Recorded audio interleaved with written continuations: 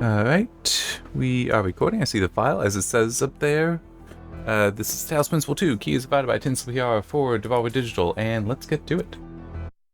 So I finished off the 3 zones in the east, and we entered that. Now we're back out and need to head to the north.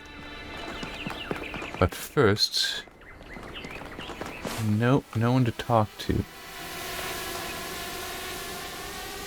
Okay. I know that it was mentioned sending drones, but it was talking about, sending it all the way to the north. That a drone that size wouldn't get that far. You'd need a bigger one. All right.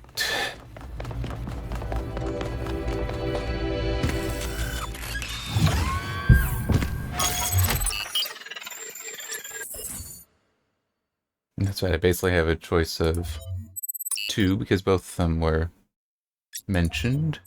Okay, so let's obviously do 1 first. How's it going?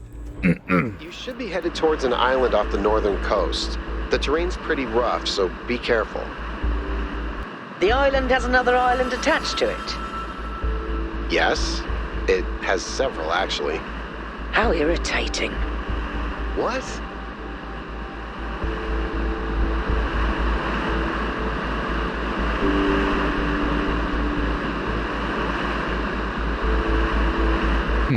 Interesting. Okay, this is nonsensical. Excuse me. There is no way you would have a rail system going through a hole in an iceberg. Okay? This has to be either incredibly recent that this stuff was actually built, or they really want you to just suspend all disbelief here.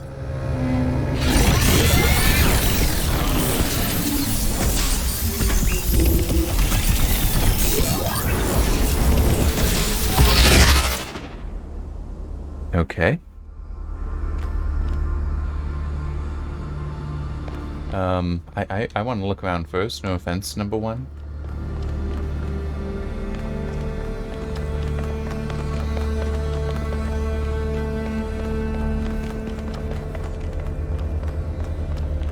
I'm feeling that some stuff you have to advance in order to get access. Oh no, maybe not. We do some things. Actually, hang on just a second. That's a good screenshot. Whoa. That was scary. I started walking up on top of the railing. Those are both new citizens. New humans. Like new humans. I wonder what it was like when the ancients were still here. Their world seems so lively. Not always in a good way.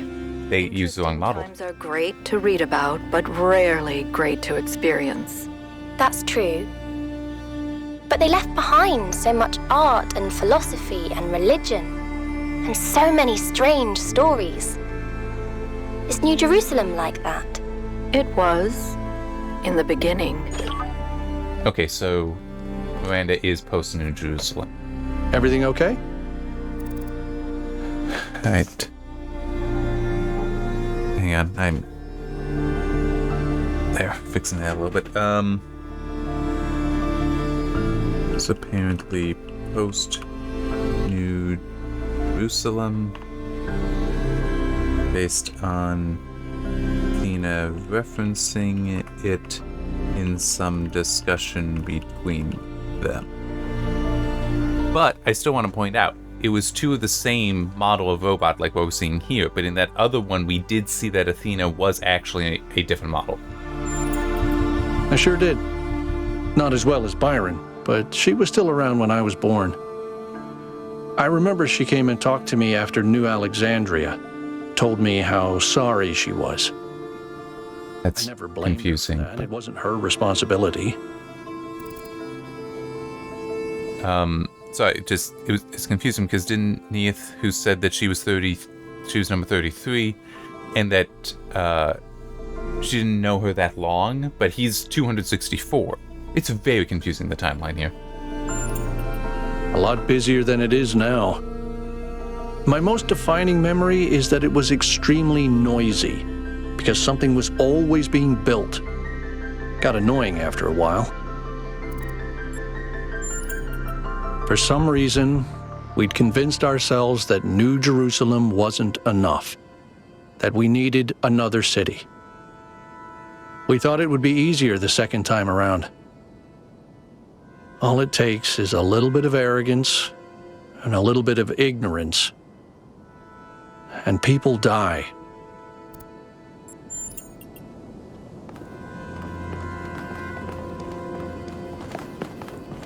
But yeah, the wrong model being there is minor error, really, but it is an error.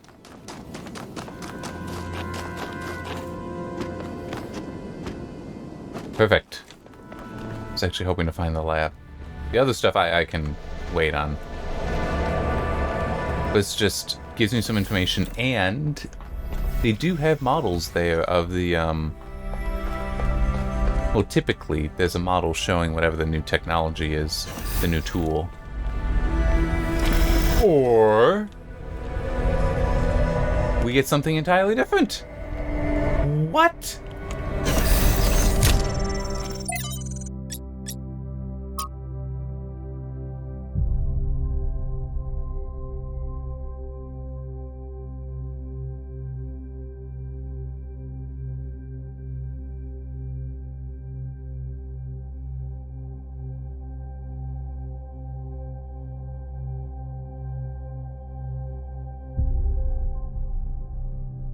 This is why you don't deify.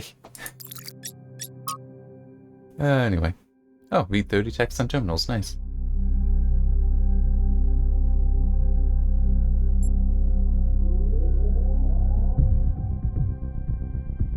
What? I'm just... That seems odd. I'm grateful for the life that I have, which would not exist without you. Yeah, but it's like literally you would not exist without her. I mean, it's not the life you have, it's the whole thing. Okay.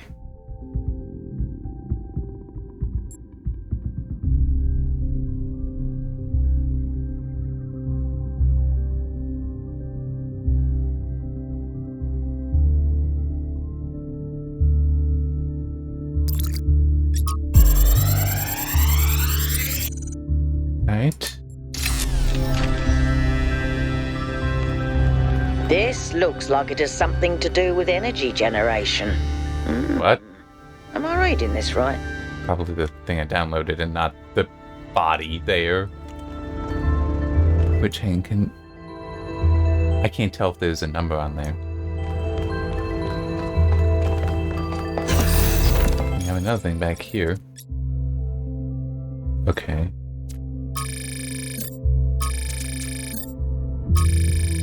Here we are.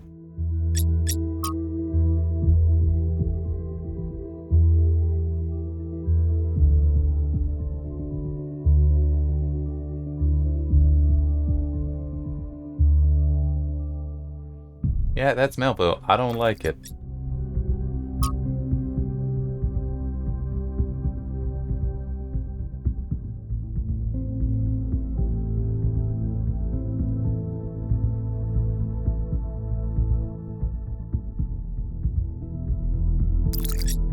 Okay.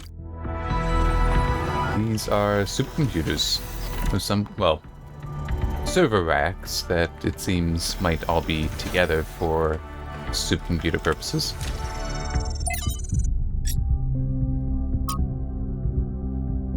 It's the, oh great and sacred founder. Stop deifying! This is a bad idea.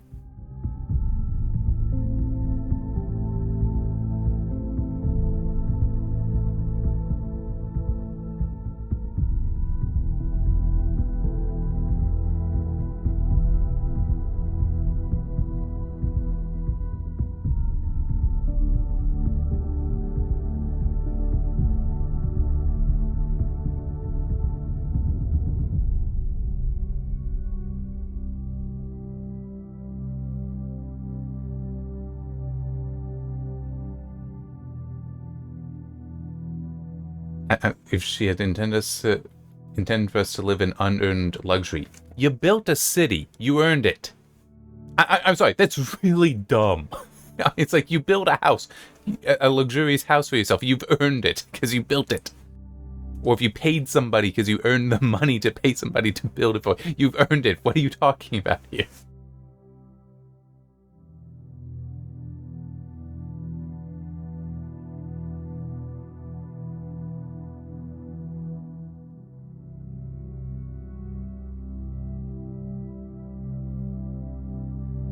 Oh, I am so confused now. What? Calling Byron a traitor. He's the one that wants to explore out, versus the mayor that wants to basically fortify the city. I mean, the mayor is way more a traitor to what this guy is talking about than Byron.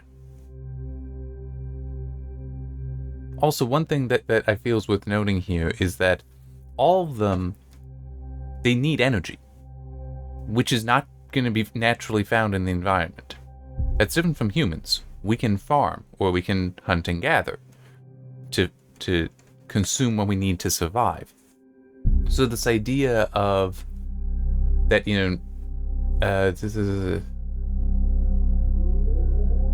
living humbly amongst the splendors of Gaia, it's like, you can't. You literally can't. That will kill you.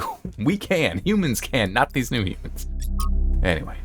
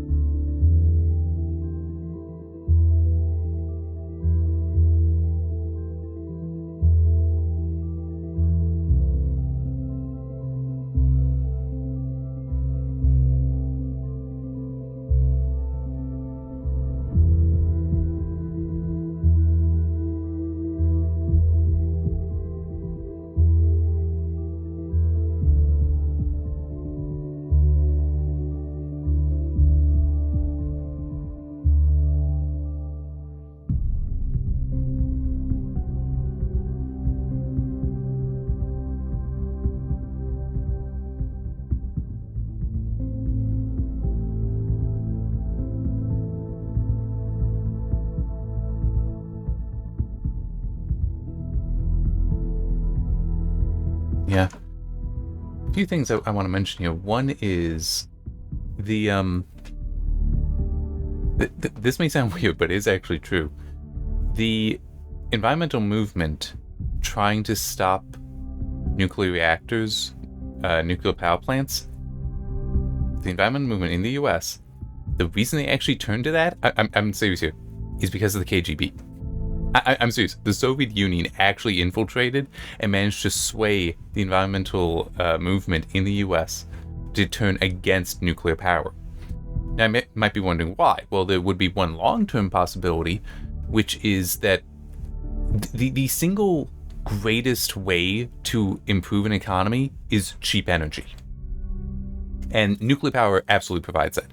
Like, there had been talk for a while at that time that with nuclear power plants, you would be able to reduce the cost of electricity so far that your power bill would just be an access fee. So it would just be paying for the maintenance of the lines and such. It wouldn't be for the electricity. The electricity is too inexpensive. And if you think that's ridiculous, what was it? Sweden? I don't remember which it was. One of the Nordic countries recently built a really advanced nuclear reactor. And it was producing too much power that it actually made the cost of energy go negative for a while. So they had to turn it back down. They had to reduce the amount of its output because it was too powerful. It was upsetting the energy economy there. so they had to tune that back in. So it's like that idea of the electricity being that readily available is absolutely real. But it is also, like it mentions here, minimal land footprint, almost zero emissions. Technically, there shouldn't be any emissions. It would just be water vapor.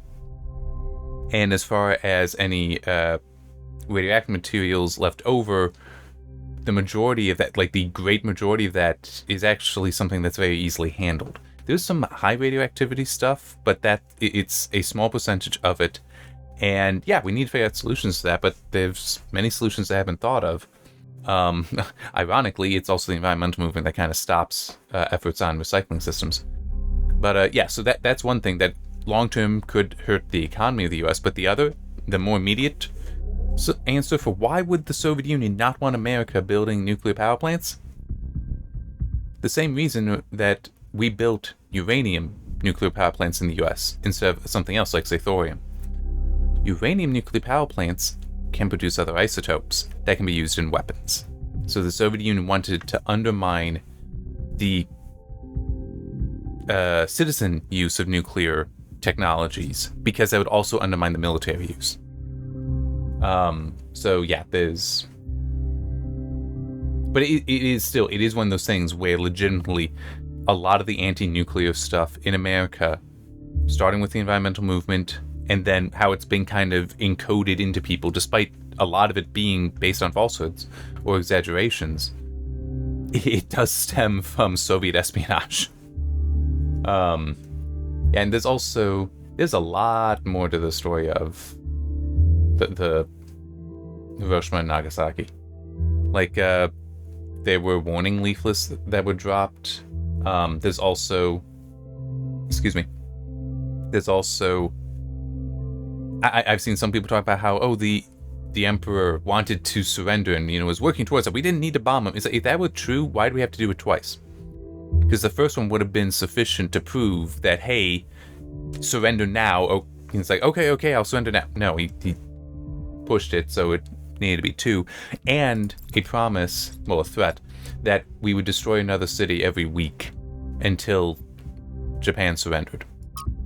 It's also worth noting that, and I saw this not that long ago actually, that the Japanese people were being drilled on how to attack tanks with bamboo spears.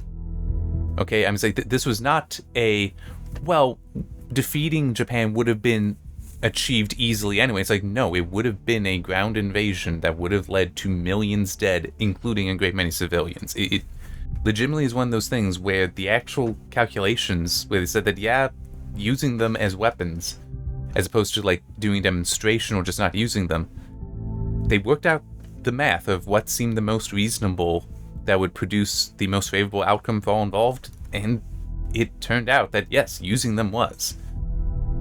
Because I mean, legitimately, the predictions were millions more dead if we didn't use them to try to force a surrender. So yeah, it's still a horrible thing. It was tragic. War is tragedy, but you also do need to. That doesn't mean that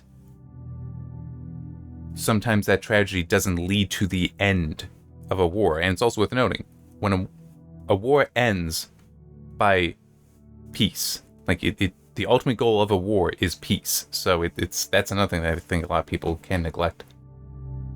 All right.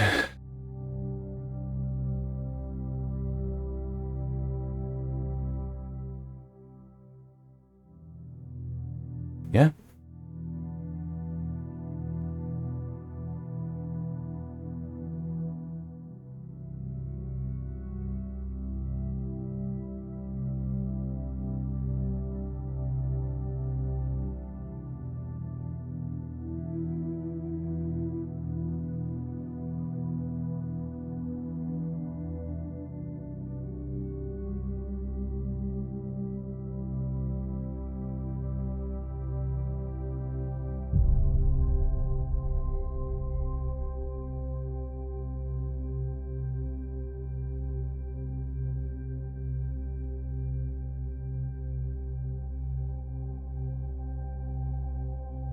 Yeah, no, this is a very, very legitimate concern, and it is something that that you do. Fine, like with the environmental movement, as I was just talking about, nuclear power is legitimately one of the best things if you want to protect the environment. It is one of the best things. It produces copious amounts of cheap energy from resources that have no other use. I mean, uranium has no use. Okay, it has no other use but that. Tremendously high energy density compared to everything else. Can go for decades. I mean, it's amazing. Like, it would be it's far better than any fossil fuel, except for the fact you can regulate fossil fuels. Like, for baseline power, that you can't really beat nuclear power, except maybe with hydroelectric. Hydroelectric has a much larger impact on the environment because it will create, dam up a river, creating a man-made lake. In some cases, though, that's a good thing. I mean, it is one of those you need to decide, okay, where's the best place to actually put this and how useful is it? Like, that's very much a concern there. Nuclear power doesn't have to disrupt the environment as much, though you do want to be near a river or a lake for something to help with cooling it. But it is, I mean, it's like, well, we must protect the environment. Okay, and if you say that to try to counter nuclear power, then it's like, okay, how is nuclear power harming the environment? It's like, but we have to protect it. It's like, give the explanation for why what you're suggesting will achieve that. But nothing else will.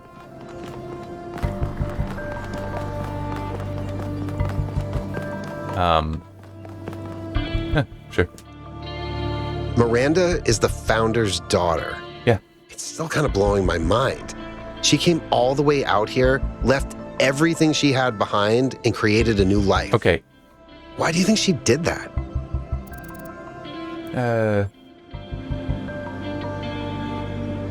Yeah, I'm good with that Miranda one. is certainly amazing, at least from what she sounds like. I can imagine that it must feel very special to be her parent. On the other hand, we're not like ancient humans. We're not born as babies. Would you have preferred to have a family?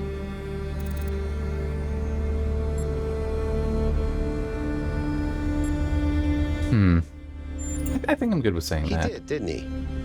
He remembers what it's like to be part of a family. The first companions were everything to him.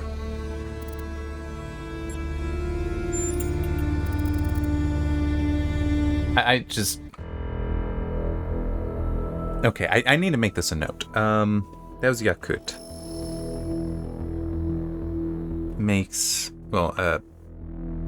Has a comment stressing the significance of Miranda being Athena's daughter. Yes, I agree with that, but there is no explanation in-game yet to this significance. Yes, with the prior part, I was really focusing in on Miranda calling Athena mother does imply a much closer connection. But I also, at the same time, and I did make the point, the first companions, not the first children or something like that. So it's like, I was guessing at that. I was assuming that.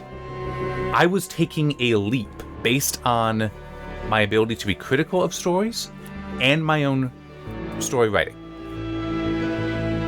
I need that set up, though. That needs to be explained in here. He's not... I mean, he eventually got to something where it's like, yeah, Byron kind of, with the first companions, they were like a family. But it's like, what are you? I was like, if there was a line there of... I never really thought of myself... None of us really thought of ourselves as children to Athena, or to the founder. I don't remember how he prefers to refer to her as. It's more that we were just there. This being her daughter, I mean, it's like, we need that significance explained. I understand that because I started to predict it. But that's not sufficient. It needs the explanation. And we may get it, but then it's okay, I shouldn't have had this conversation yet. That should not have been a thing yet. I'm not sure, to be honest. This is all so surreal. Walking around here is so peaceful, but it's also, I don't know. One moment I feel inspired, the next, kind of creeped out.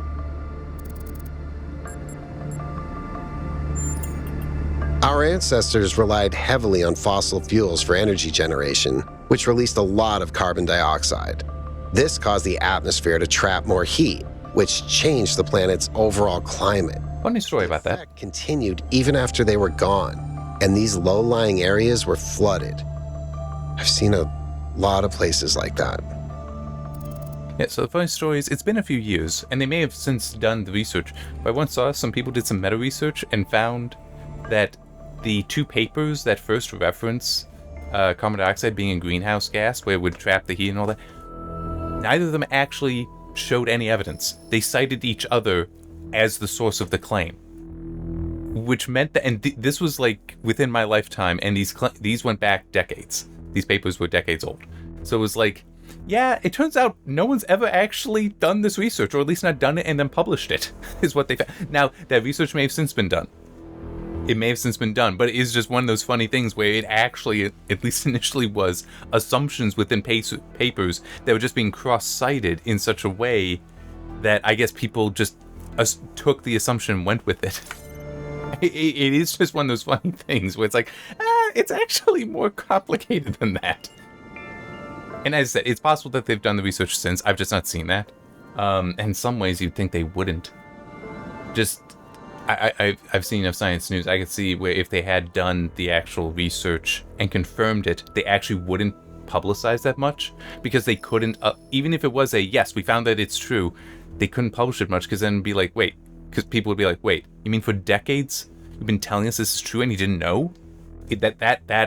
No, there would be forces in the scientific community to not allow that. No, I never did. I would have loved to.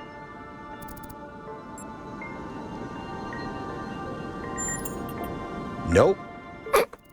Fair. You know, people throw around the word awesome a lot. I probably do it too, but I think what we saw in there is the proper meaning of the word. I don't know.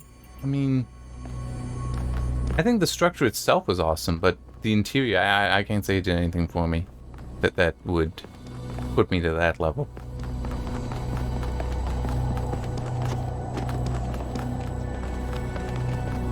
Okay. Yeah, I don't want to go that way. I'm... Okay, no, one is over here. I'm just a little turned around. I thought I came up the way I came in, but apparently not. Oh, yeah. I went down over there, and it's a little different, I guess. Oh, I must have, like, just gone by this landing. Gone by this floor. Then at least we may be able to find out what happened in New Jerusalem. Why she came here. But I don't think she left the island. I think she's still here, waiting for us to make the right choices. What? Oh, sorry. The whole island, not just this. I'm sorry. I forget that this is technically a separate portion of the same island. I was thinking this is... Yeah, sorry. Never mind.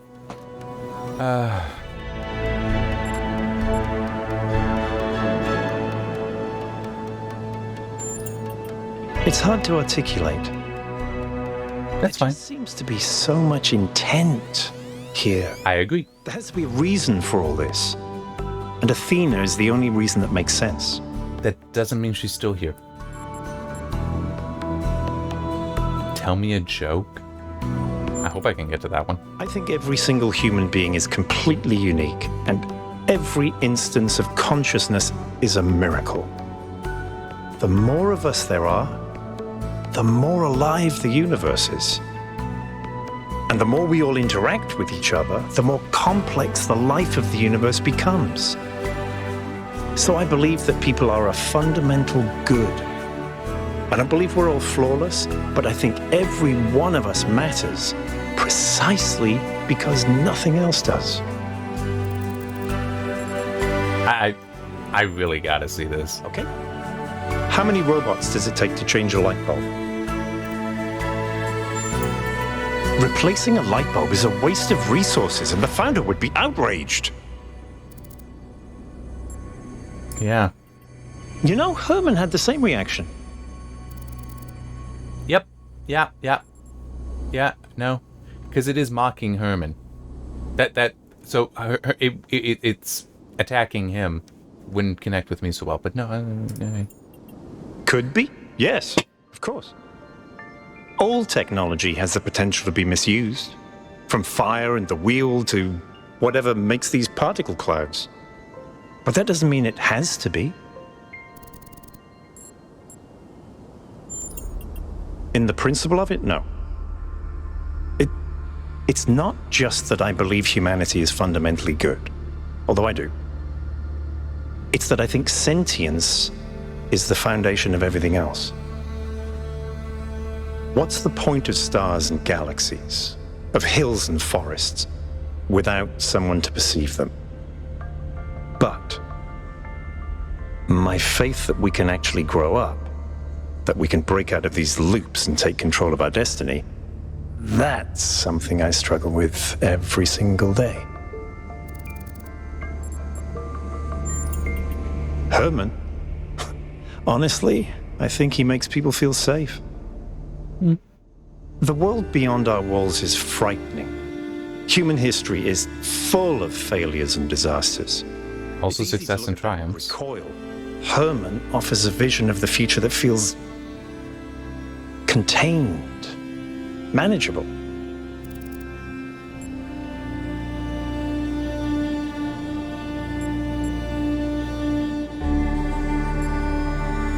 I feel like going with that one. That Precisely. Yeah, that he would respond better to that. Curiosity, our creativity, our ability to grow. Everything that made us who we are. To me, that's not worth it. Okay.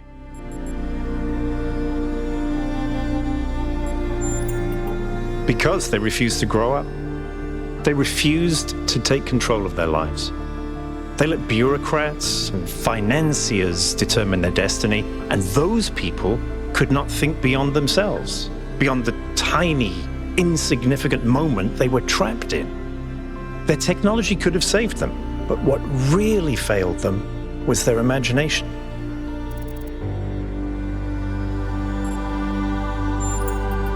Athena was always trying to understand the reality underneath what we perceive, the objective truth. That's why she was capable of leaving the simulation. And even after she was free, she never stopped trying to understand more. I suspect I don't understand that one. Took her another step closer to understanding the truth. I don't see how that aligns with steps always escaping the simulation of the universe. The way he described it. But that's the wonderful thing about science. We can adapt our views to the evidence.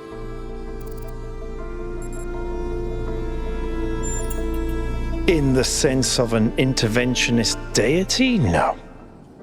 I wouldn't rule out the possibility, but it's not something I personally believe. But I do think there is something genuinely sublime in this universe, and it's right in front of us. Consciousness. The fact that this sense of self is even possible, that an arrangement of matter can produce a self-aware mind? Think about it. It's a fundamental property of the universe, an unbreakable law that matter has the inherent capacity to become more than the sum of its parts. That is the definition of transcendence. She did, yes. Some people in New Jerusalem choose to live in family units, although usually that involves marriage or equivalent ceremonies, not having children. You could say that Athena was a kind of mother to us, and Cornelius a kind of father, but it's not quite the same. Okay, so I just want to add that should have been before Yakut. Okay, like I shouldn't have been allowed to have that conversation with Yakut until I had that one. Because that provides the context that yes, this is in fact different. Now, that's basically exactly fine with what I was thinking before about the significance of Miranda calling Athena mother. What he just said perfectly aligns with what is a solution to me for that. But the fact that we then had somebody reacting to it without this background, that's a problem. Okay. And actually, hang on, I should,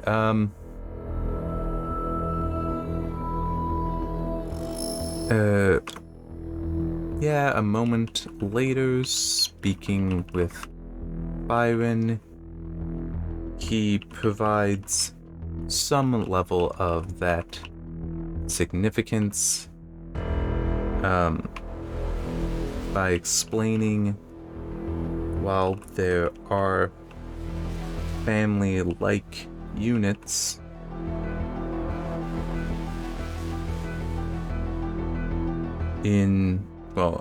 among the new humans, there are no children, making this unusual beyond some symbolic title.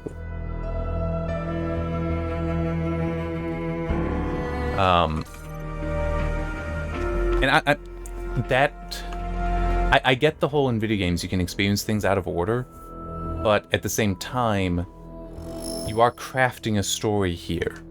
So you do need to pay attention to the order of things. Yeah, I mean, it's...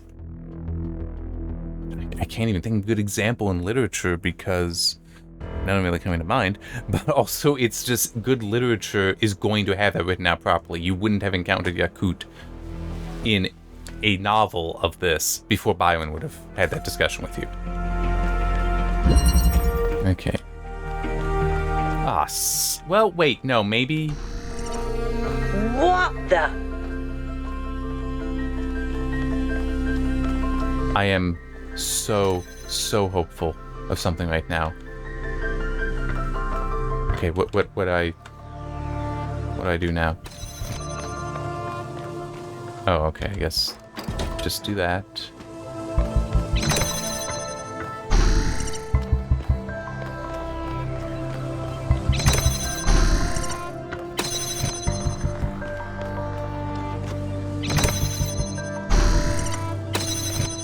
You have no idea how happy I am right now. Oh my god. This almost certainly replaces the recorder. Almost certainly replaces the recorder. Actually, I want to get a closer look at this. Number 1000 even.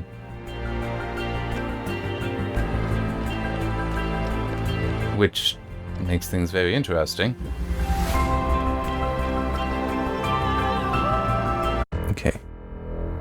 It looks like the recorder might be replaced by a second new human body you can take control of. But then it is a second body, not a second timeline. More or less. Yeah. Let's look at this.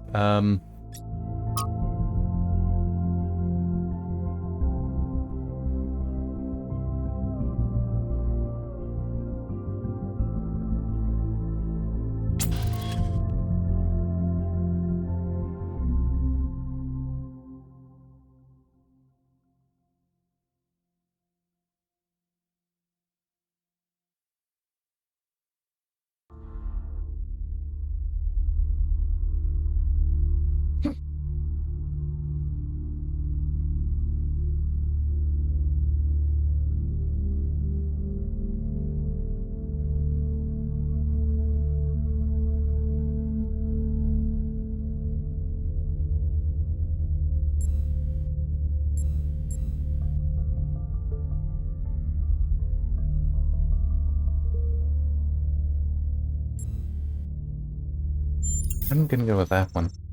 I don't like the other one because I don't know that about her.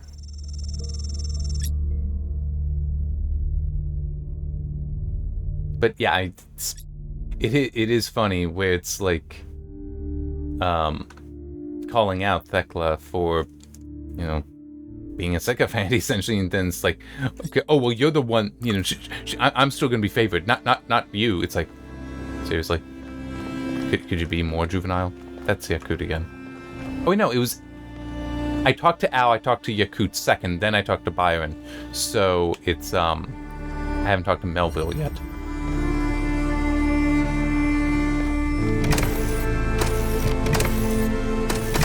Okay. What is this? Oh, okay. This'll work.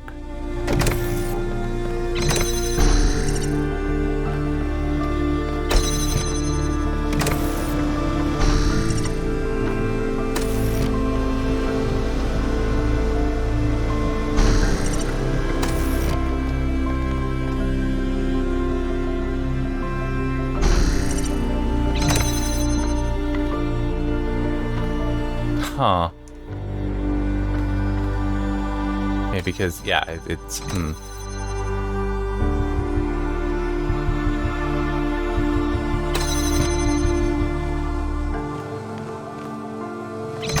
Ah. Okay, I gotta think now.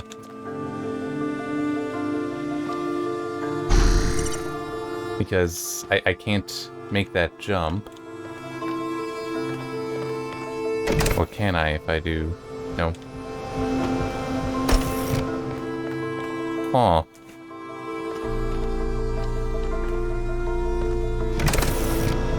Oh, duh. Sorry. I'm...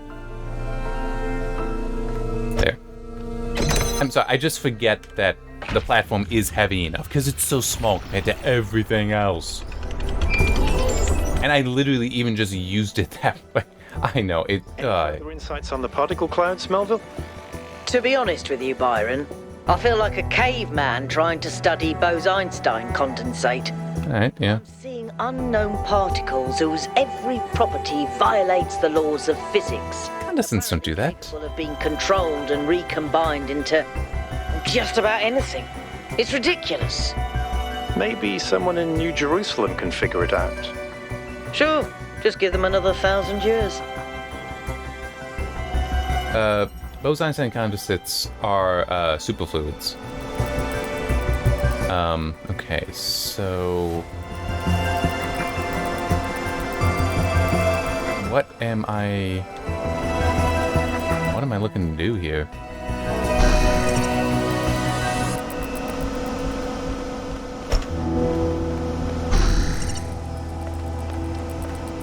It's like, I gotta... No, that won't quite do it.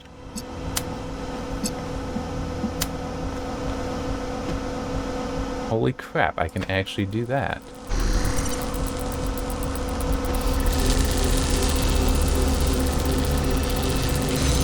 Where'd my body go? Oh.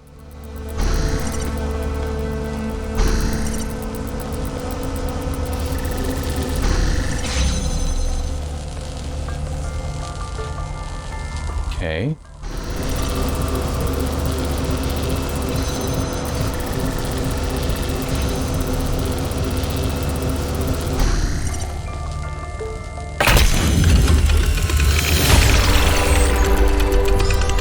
Okay. I'm saving that one. I like that. This is so much better than the recorder. It's a little weird though. I'm still getting kind of used to it, mainly because I didn't know I could do that. It's unreasonable, but it's still kind of weird. I've been watching you solve these puzzles, and this body replication tech is incredible. It just casually blows up the very foundations of our society. Do you have any idea how hard it is to make more of us? No, I wanted to know that from the beginning. You don't just weld together a couple of wires and a motherboard and call it a day. Not to mention how hard it is to even find some of the materials. And this thing just, poof, new human. It was. Or was it? And even if it was, sorry to be heretical, but does it matter?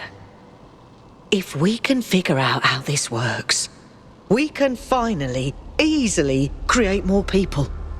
We can grow. We can expand. We can build a real civilization. I'll let Herman hear you say that.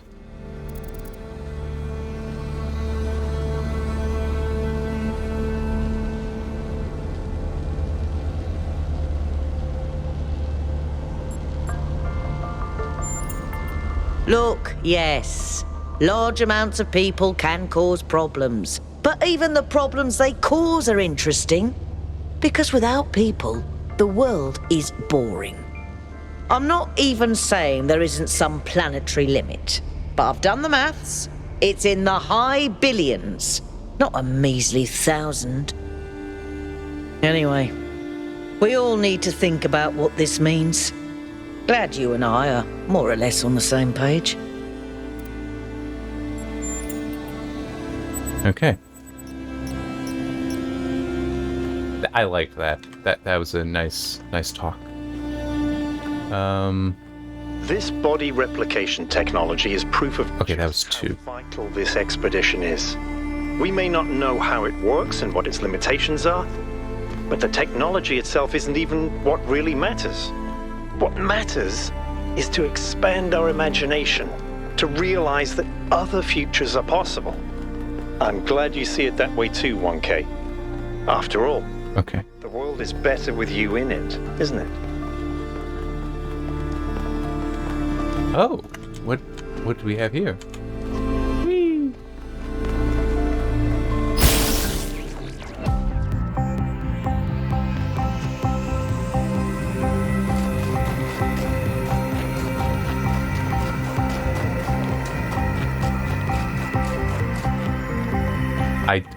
I don't know.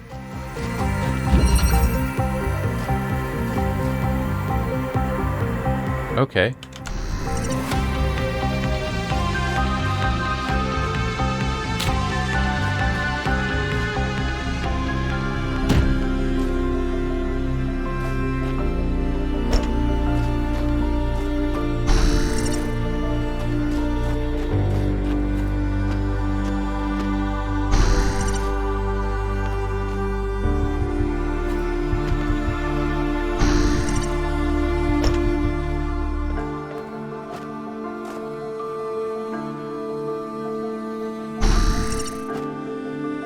Okay. This is something you couldn't do with the recorder.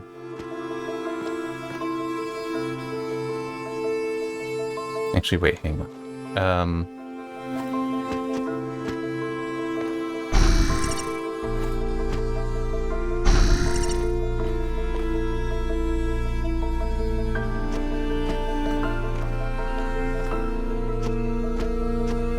Nope.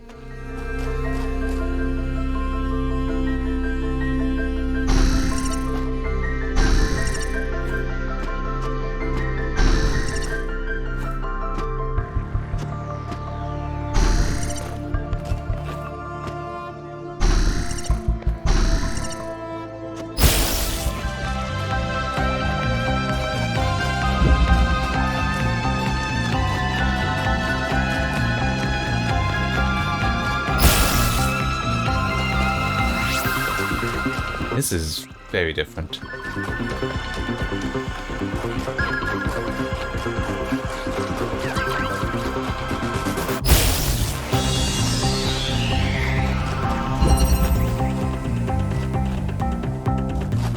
Okay. Now I'm gonna need this.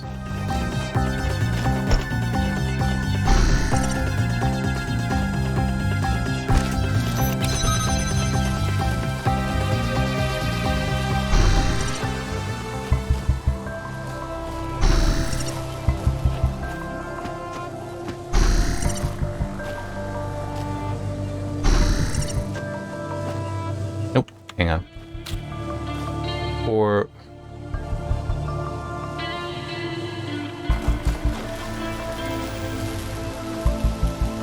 actually, yes, this is how it works. You'll see.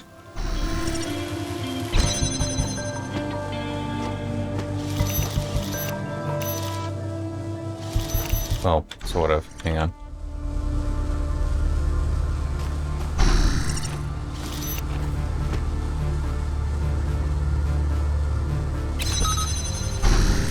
See?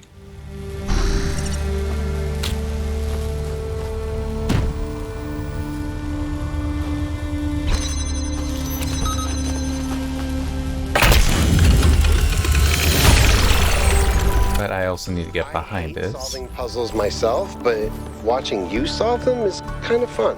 Oh, I hope so. I mean, it's not like I monetize these videos, but it's still, it's nice. Oh, jeez, let's do it.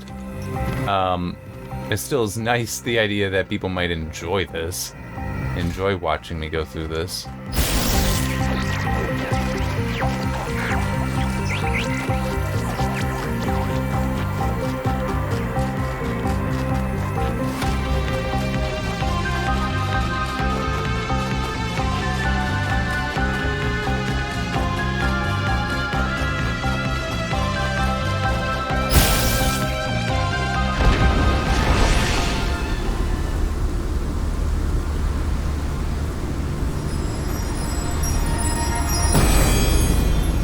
That was fun. I liked that. All things must be balanced. When good is weighed against evil, tip the scale. Alright. Do that again. I'll delete the old one. Okay, there. No, I like that. And I did write that in a note, I'm pretty sure. Hang on, what is this? Okay. So that it does explain. I was thinking that in the first zone, when I had something with the same thing there, that maybe it's supposed to be something like this. Yeah, it is. Anyway, I like that. That's so much more fun than the stars were in the other one. Much more approachable. Much more approachable. The stars in the Talos Principle, the first game.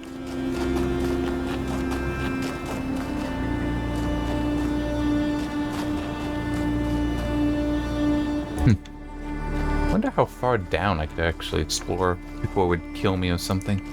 Yeah, the kill volume kind of killed me, you know.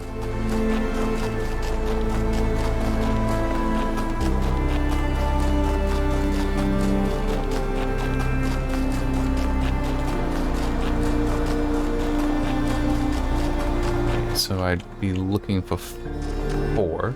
Oh yeah, that's right. I did one of the triangles already, didn't I? Or wait, did I?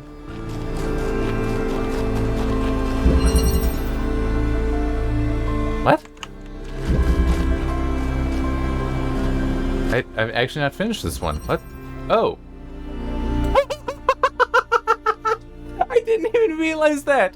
The thing is actually up there. I didn't realize.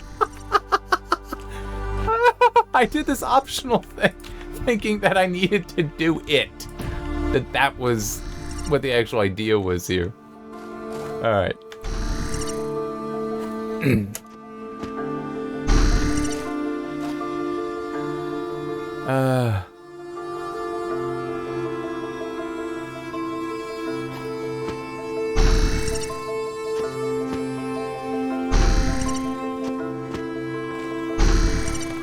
Right, yeah.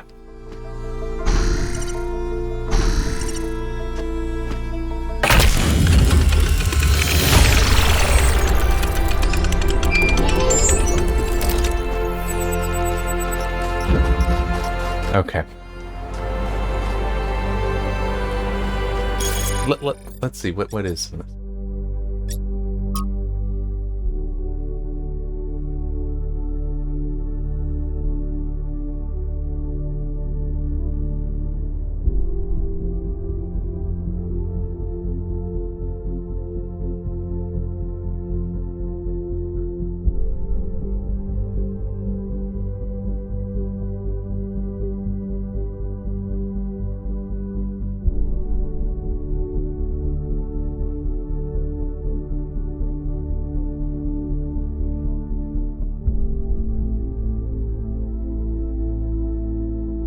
Probably not all a joke, but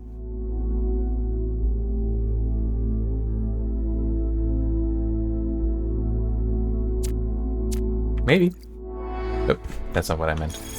I just wanted to come back to here. Getting a drink of water.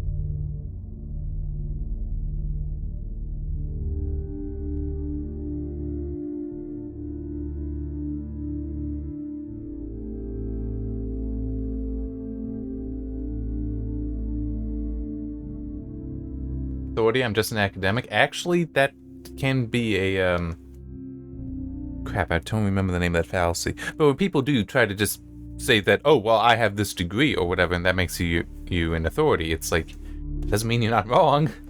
A plea to authority? Cry to authority? I think it's something like that.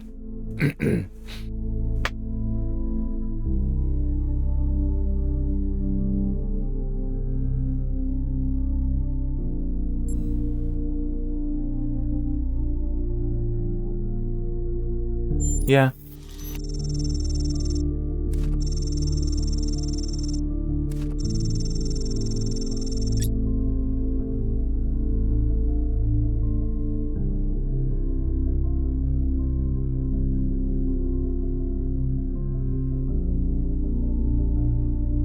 It's that whole, he's making himself powerful. It's like, it is problem, because I mean, going to apparently cursing, not good, but was this getting out of control?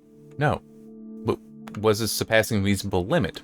Not necessarily. I mean, if you just exclude that, it's fine. And it is censored there anyway, so I mean, it's just like in Road to Gehenna, where there were moderators that were basically actively manipulating the people to make sure they were in power. I see the same thing here. Okay.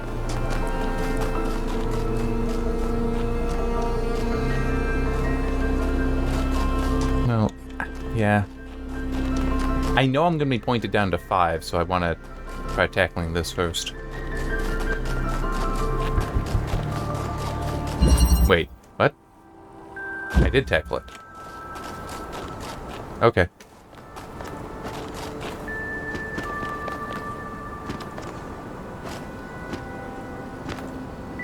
And by the way, I did notice that I did take fall damage. Apparently just wasn't lethal. Where does this go? Over there. There's something over there, so I'll do this, then head over.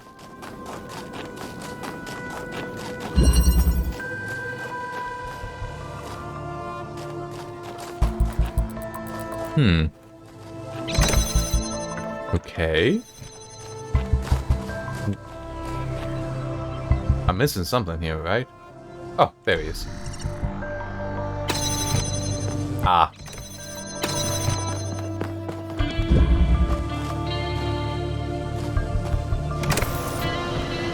Okay.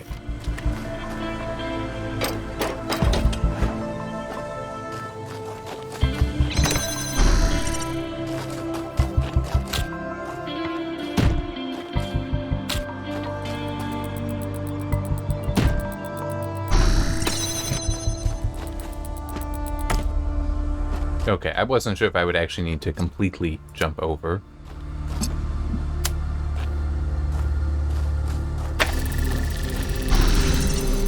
Oh, wait, no. Yeah, because this is the copy.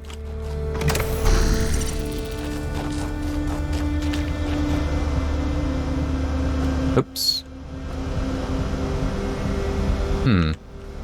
Oh, wait, it's... yeah, that.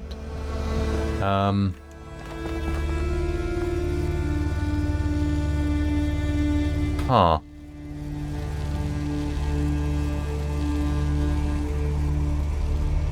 Because I need something up here.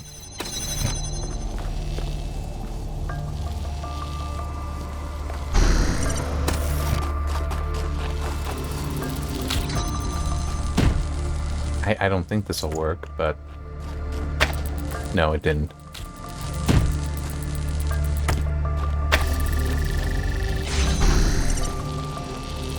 Oh, how do you like that? That did actually work. Oh.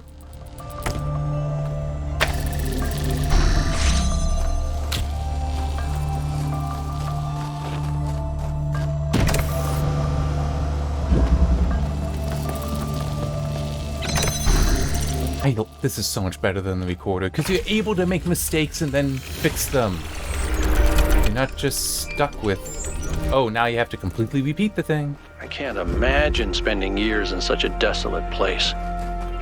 For what? Science? Enlightenment? I'd much rather be back home in New Jerusalem. I think it's beautiful in its own way. But I don't understand how our ancestors could survive here. They were so fragile. Imagine getting stuck out here in the cold. Then we could overcome it. It's kind of a miracle biological humans lasted as long as they did. But that's the desired need to persevere, to find solutions to overcome our weaknesses.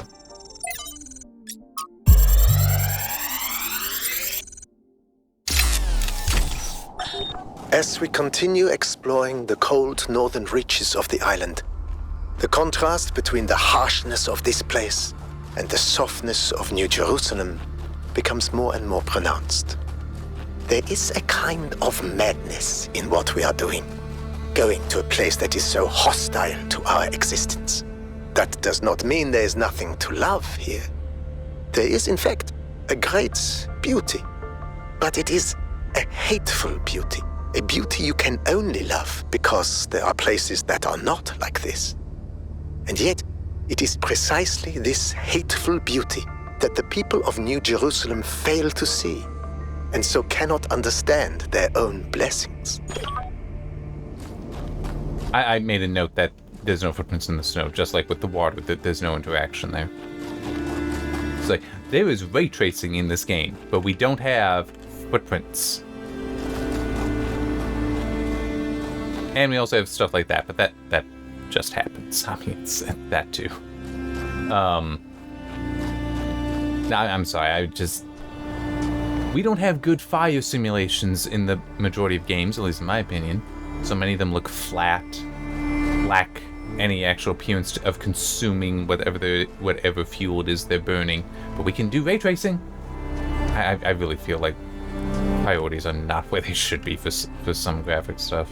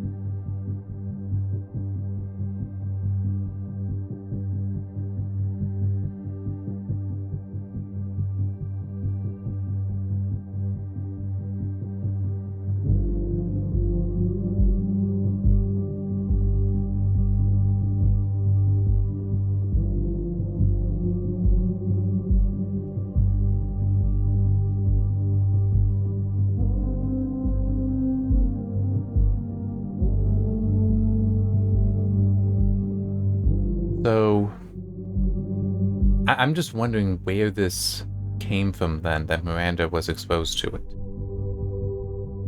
I mean, Athena apparently provided to her, but does that mean Athena brought this with her from New Jerusalem, or did she somehow connect back to get it?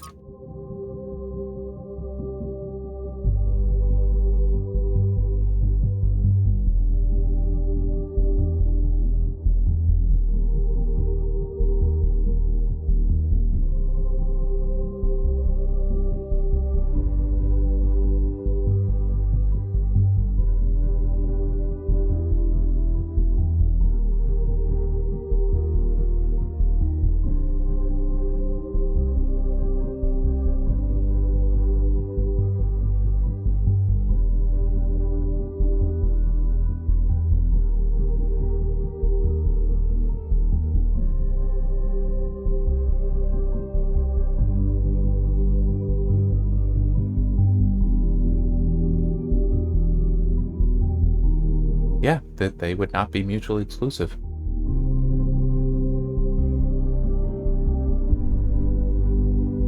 That's not necessarily true. There are plenty of people out there, I have no doubt that, yes, they experience civilization, they experience that safety, but left in the wilderness could be very happy.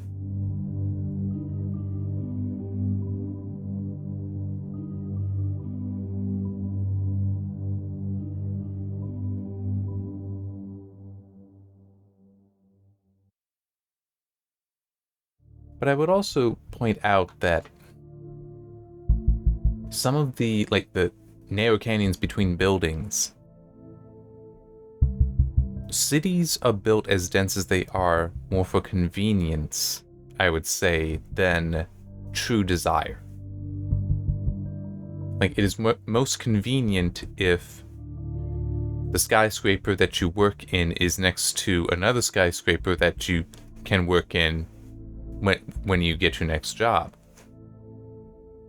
I mean, it would be interesting. Like, could you feasibly have it set up where you have a skyscraper 1 per square mile, say? Something like that. Where everything in that square mile then can be more suburban.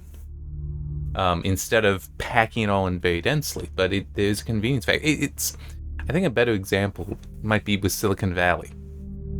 Where part of the reason that developed the way it did was because back when those companies were young, were new, the people, they were enjoying the work, they were enjoying the challenge of it, and they would get together. It didn't matter that they worked at competing companies. They would get together and they would try to solve these problems.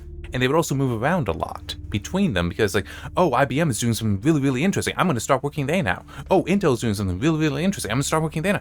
That was part of how it worked. So the density actually provided benefits, but it also then has guaranteed that Silicon Valley is very dense. So you end up now with sort of echo chamber kind of stuff where they think that this is how you need to do things. That these are the solutions to these problems, as opposed to getting out of that and seeing that, no, that isn't actually what is so needed.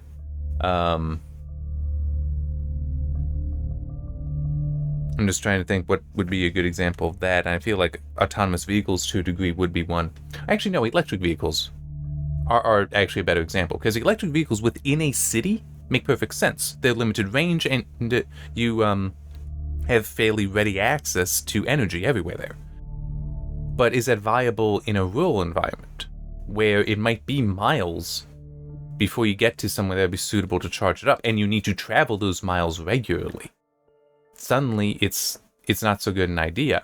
But the people with the know-how to construct these EVs, well, they have their priorities. So they design them that way. They don't design them for others because they don't have those priorities. And that also reminds me of a story. This was from MIT years ago. It was a very interesting press release. It was, I think, a group of graduate students. Well, they were student researchers at MIT. They were working on a filter for desalination systems, and they were really proud of what they achieved. It was tremendously efficient. They were so happy with it that some of them decided, we're going to travel with it to Spain, where it was going to be installed. It was meant for a desalination plant in Spain. That's where this first filter would go.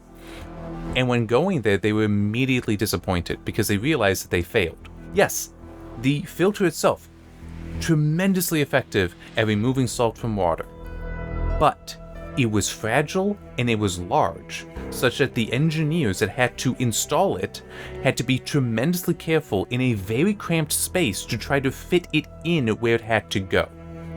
And it was one of those, if they bumped it against the wall, that may be enough damage that it would now be useless.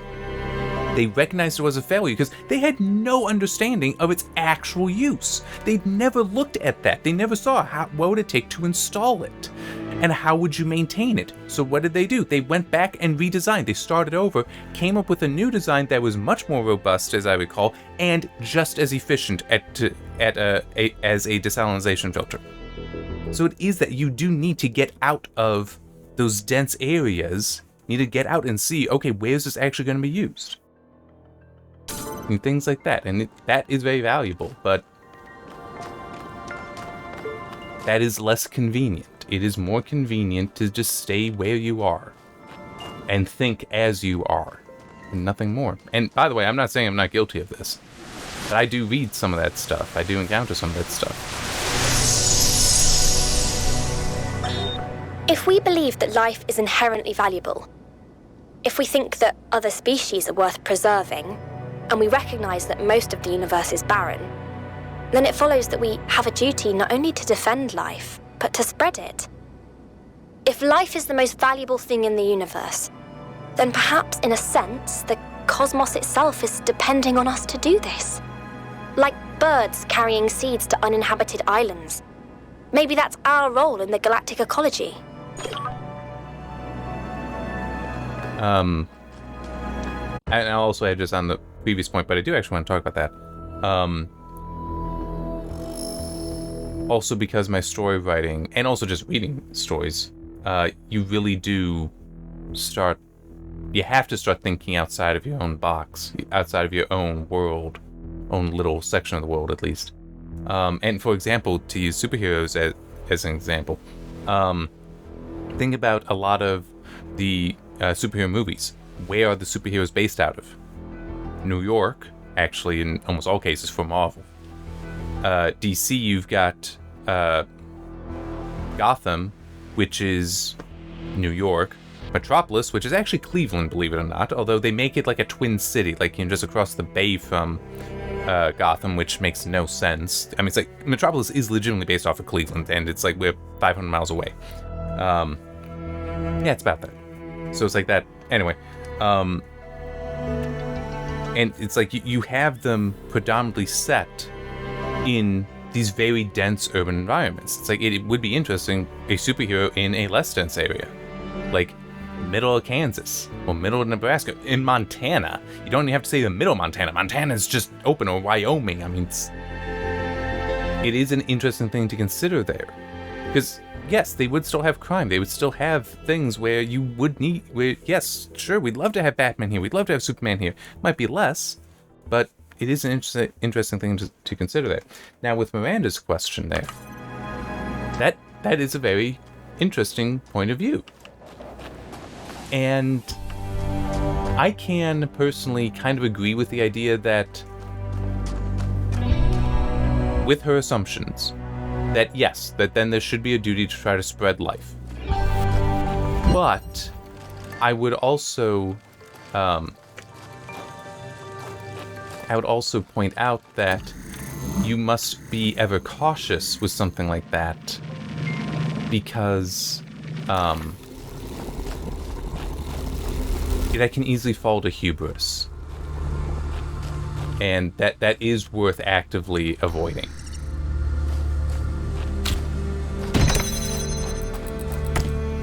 Okay,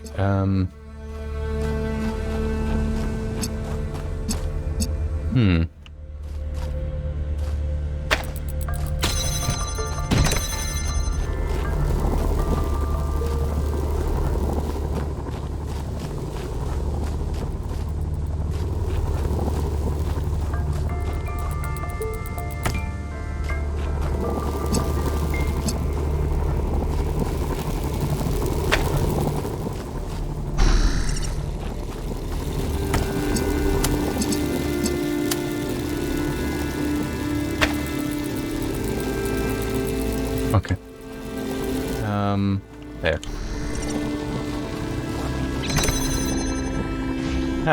Hang on. There. Oh, so I should be able to... Yes, right there. Alright.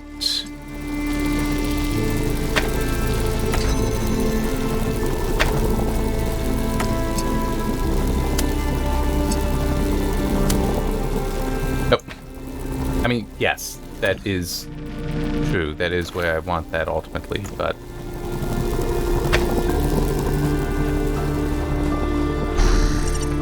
Okay.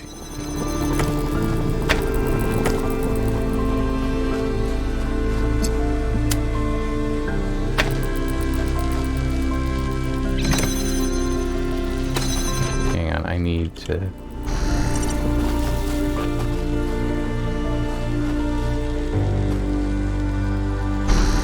There. Now I can do this.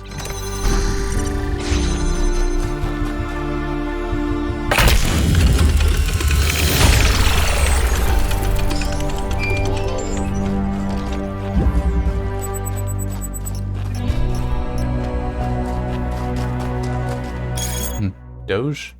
Helga. Oh, Helga would be the, crap, what was it? I can't... Aesthetic? Was it? No, aesthetic. Don't quite remember.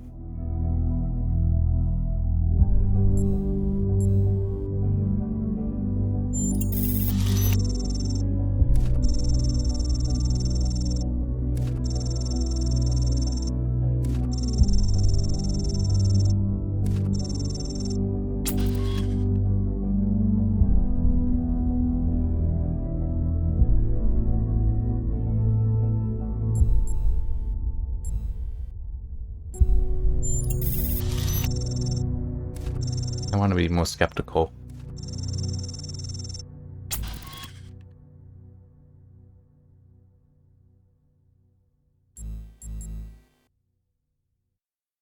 Sure, let's go with that one.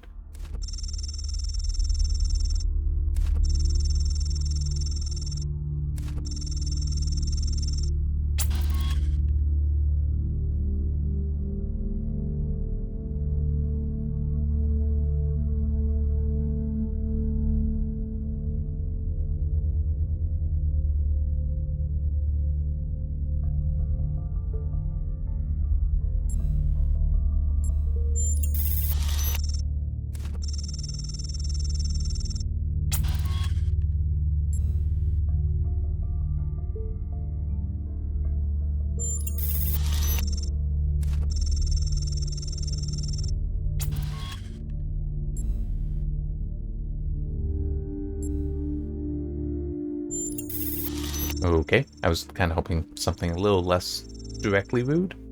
Direct and rudely direct? I don't know. Alright, anyway.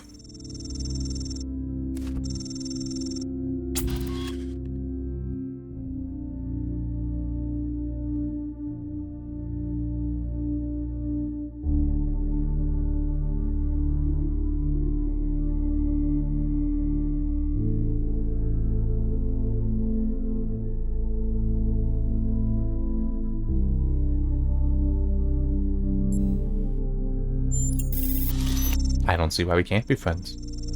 I'd try to get along with everyone, one way or another.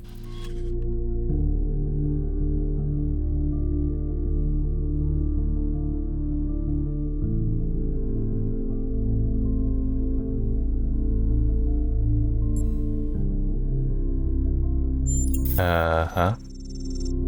I'm hoping she's just joking.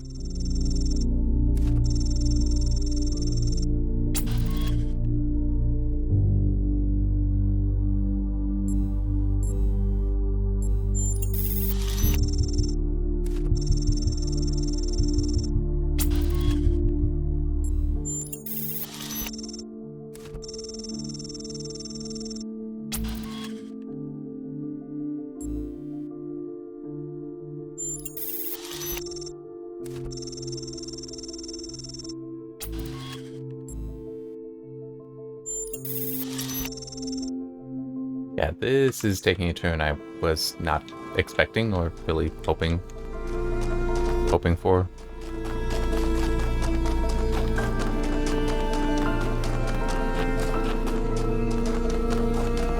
I mean, it's one thing to be like, yeah, sure, we can talk. I don't see a reason not to, share information with you and all that and keep an open mind on things. And it's like, oh yeah, we're going to be eating bats and vibrating cat guts to open up some frequency. So, to open up a new dimension. It's like, what the hell are you talking about? What is... Because I completed one zone. So, wow. Okay, so this is like you actually need to complete everything to get these open. I'm okay with that, but... So I just have a funny idea. What if these are like ones you need to do in New Jerusalem? I mean, it doesn't seem unreasonable to me that there would be things hidden in New Jerusalem. Okay, and where does this go? I mean, this is a marked path. It's likely marked, but it is a marked path. It's that whole visual cue things in video games. Just enough to suggest something.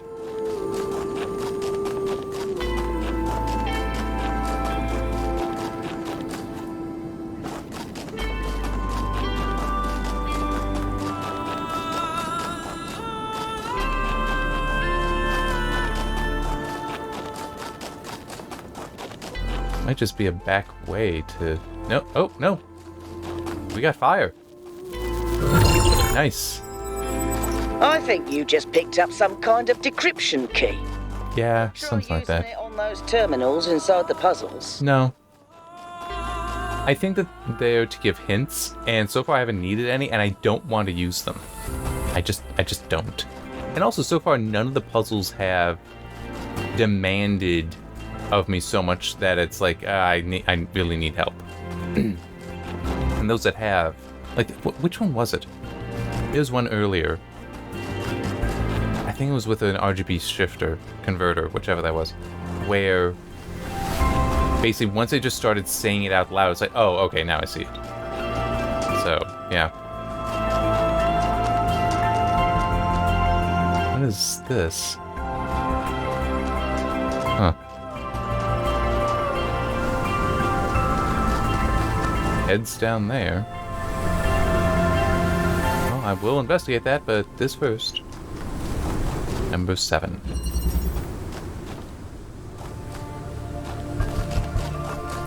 Okay.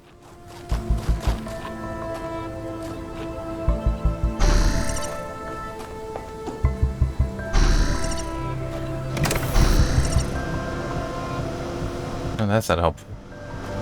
Not yet, anyway. Oh, okay. There is a platform. I didn't see the platform.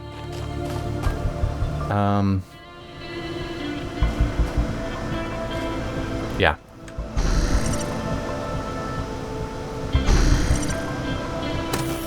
This first.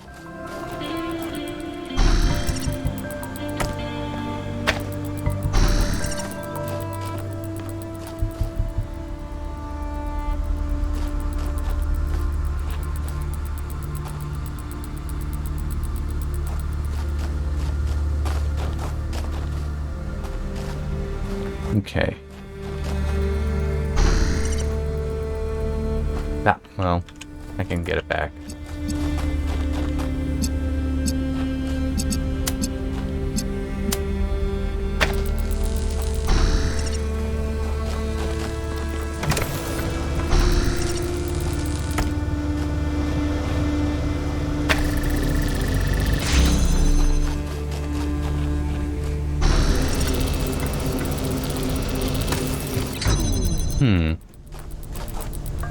Oh, yeah, hang on.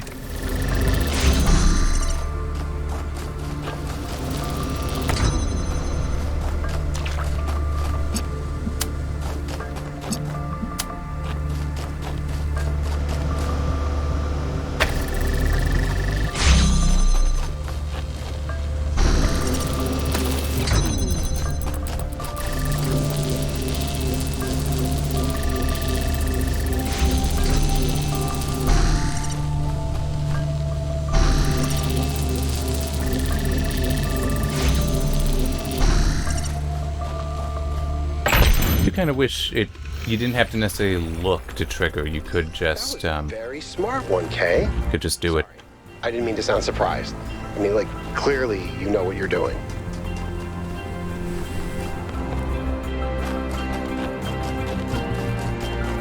I'm sorry, there was like no way you were actually.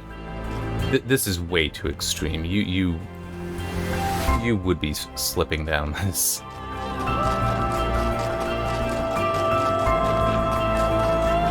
Okay, it does have a question mark there. I mean, there's clearly something there. So yeah. Actually, how long have I been going? An hour and a half.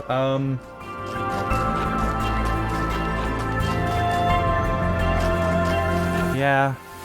I think I'll just do this one zone, and then call it a night, because it is starting to get late. I've been tired all day. I've just been tired in general, for weeks. It's been from one thing to another, and I have nothing I need to do after this. Fun, and then nothing after that. About how, in the end, the sea will claim everything. I have no doubt that this is true. In the long history of the human species, entire regions have disappeared under the waves. Places like Beringia and Doggerland still echo in our cultural memories. But we shouldn't forget that life began in the sea. We are the children of the sea. And it's not through floods and ruin that the sea will claim everything, but through us. Okay. Also not sure if tectonically that would make sense, but anyhow.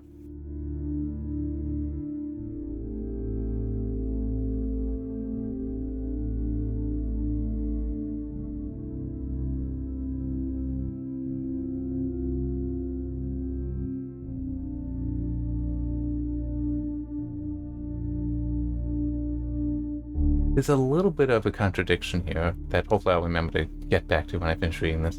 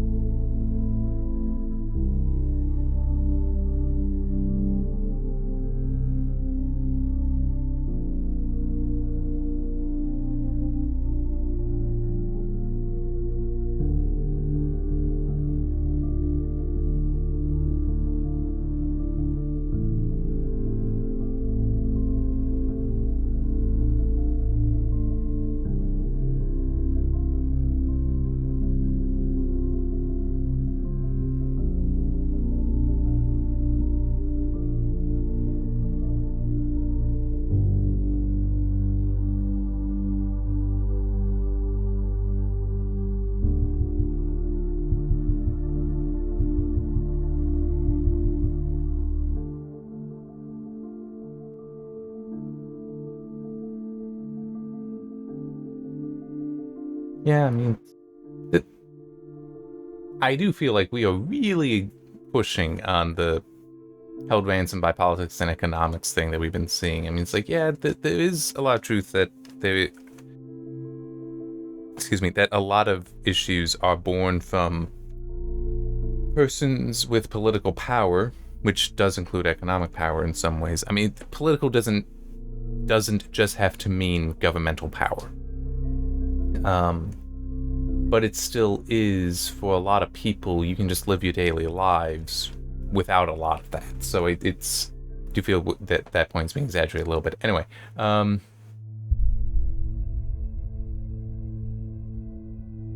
the insist that the state must be in the past. That I feel is not, I mean, it is a weird thing. I mean, yes, a separation from nature as a fall, punishment for sinning and all that. And it's like, yeah, that is actually an aspect of, in Genesis, the fall. That's literally what it is referred to as, and it's clearly one of the themes in the Talos Principle. Many things we created, at least in allegory.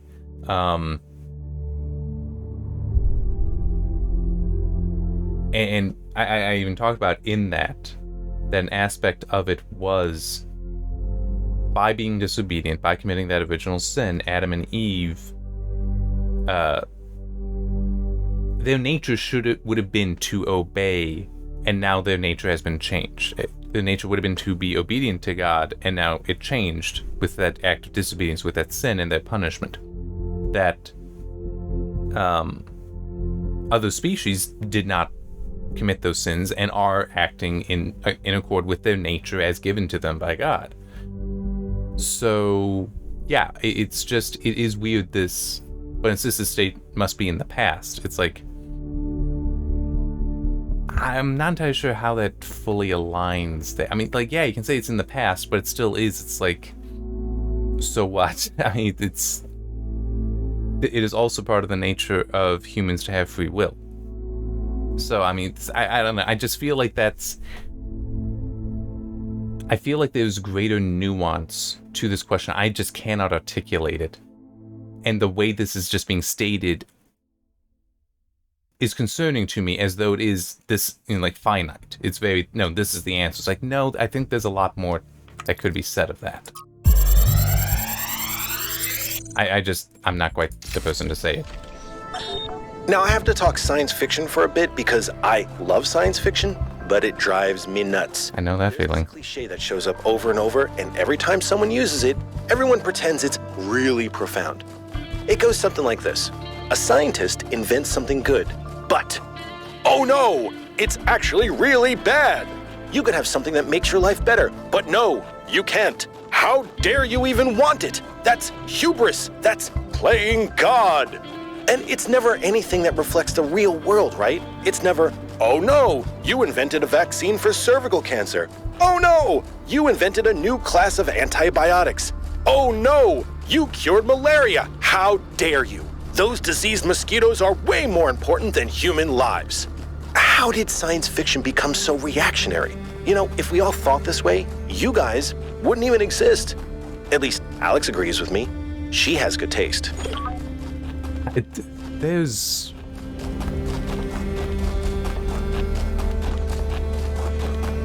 I do not disagree with his larger point. I disagree with the examples he's using there, because he is conflating things that... He's taking that motif, which, yes, is stupid. It's the same kind of thing as, it's like the disease out of the permafrost, and that can wipe out humanity. It's like, no, that's not at all how that would work. But it's also, that's where you see that happening. I was like, take Frankenstein. That is also a science fiction story.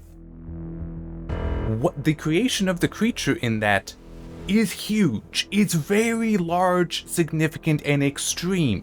It's a morality play based on hubris there. Curing one type of cancer is not hubris. So he is taking something that is more mundane and is actually achievable. Well, potentially achievable. I don't fully know, but it's like, it's not unreasonable to achieve that. He's equating that to something that is unreasonable to achieve it, hence science fiction, and that it might be something that does trespass into areas of morality that should not be trespassed in. So it's like, I get his point and can agree with it, but that was just stupid. I mean, it's like, you're it's kind of apples and oranges, or more like, light gray versus black. I don't want to make it white and black, because white would potentially to him be like science fact. It's like, with light gray, it's like, well, it's science fiction, but it's like, it's light gray. It's kind of close to white, versus black. That's just, full on science fiction. But one thing I also will add, just, to me, I hate the whole, like, curing cancer. It's like, there is no cure to cancer, okay? There are too many different kinds of cancer, all right? I mean, it is thoroughly and absolutely unreasonable, the idea, even the suggestion that you could cure cancer. Because, I mean, it's like, literally, for every type of cell in your body, there's going to be at least one kind of cancer. Well, every type of cell that can divide in your body, because there are some that don't, there's a type of cancer. There's at least one type of cancer there. A lot of them can be very different, such that it's really stupid to suggest that there could be a single cure. Alright, what are we looking at here? I'm just gonna put that there for now. Although, Well, yeah.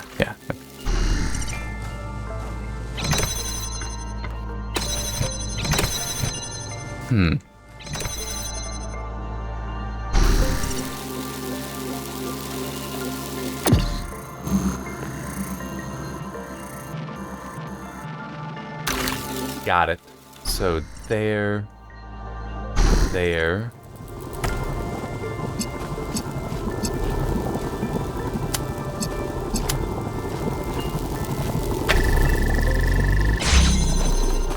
Okay.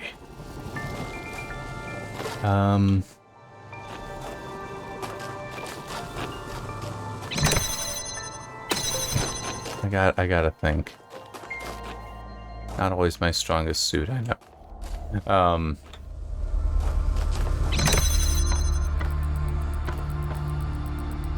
I think this may... Oh, well, that's true. I can just do it that way. I was very ready to overthink that one. You have no idea how ready I was to do that. I was trying to think, I might be able to use that and juggle things to get that body over here. It's like, wait, no, I don't need to go that far with it. Okay,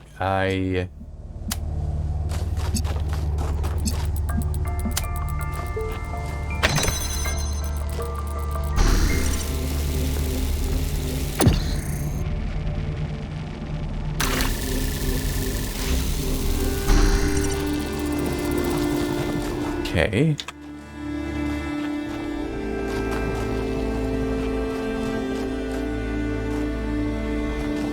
Okay, let me...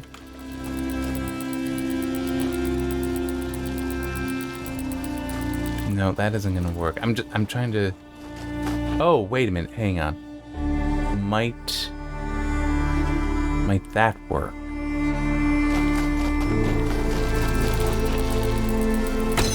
Okay, so if I do that, I lose that.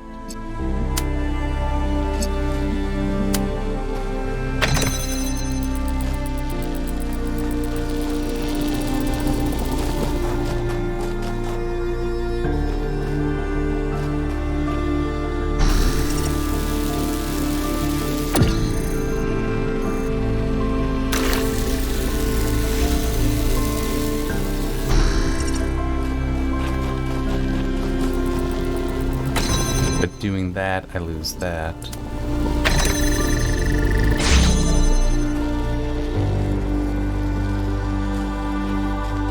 Okay, you know what? No, we're giving this up for the time being.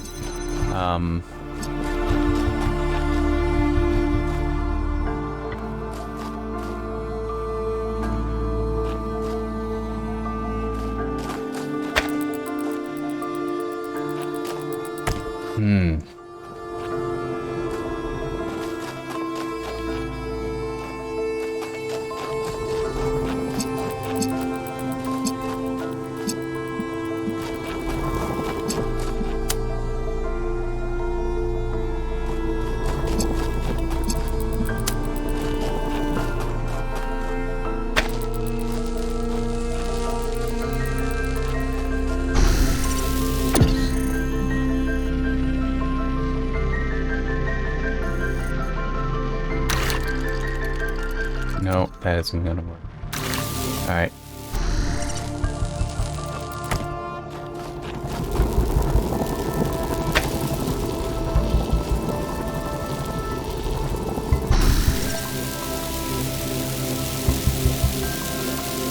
Okay.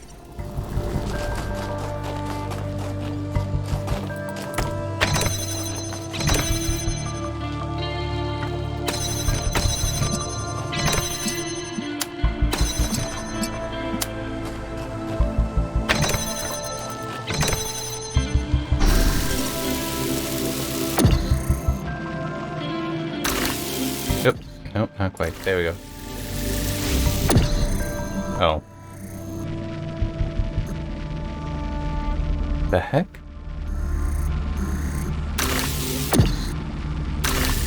There. Yeah, that is a problem.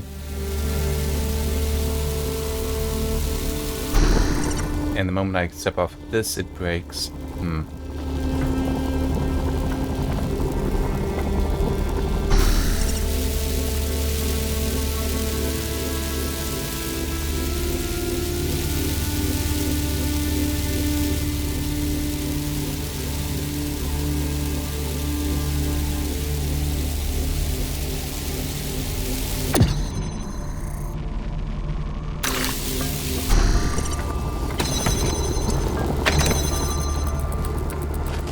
feel like I don't have a choice. I need to just start using both bodies here.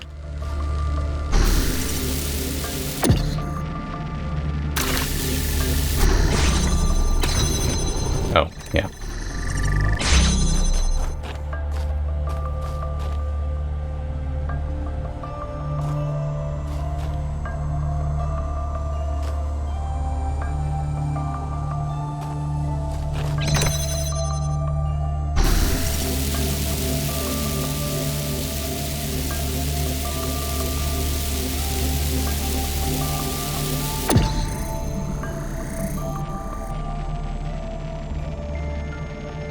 Yeah, I wouldn't be able to reach it through there.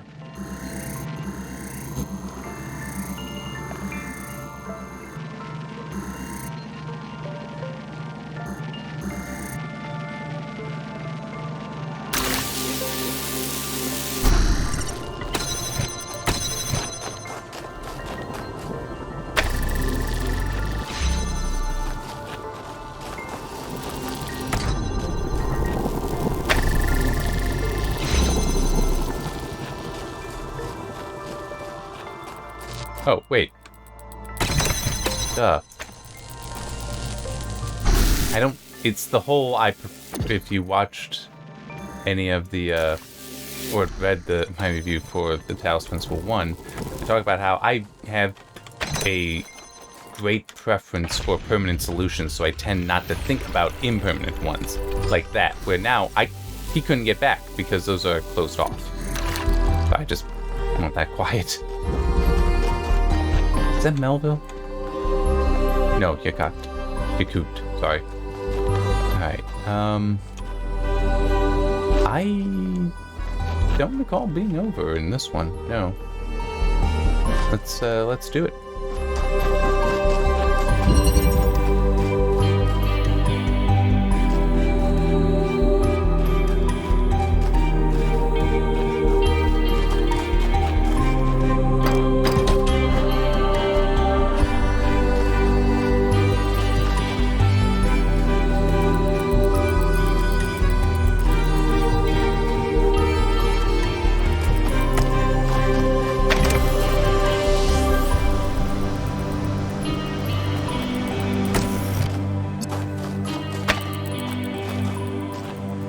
Okay.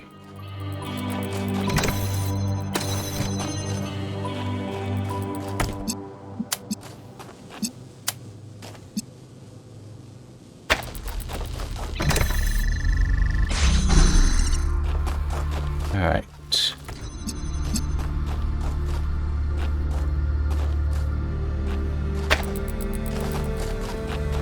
Yep. Come on, there we go.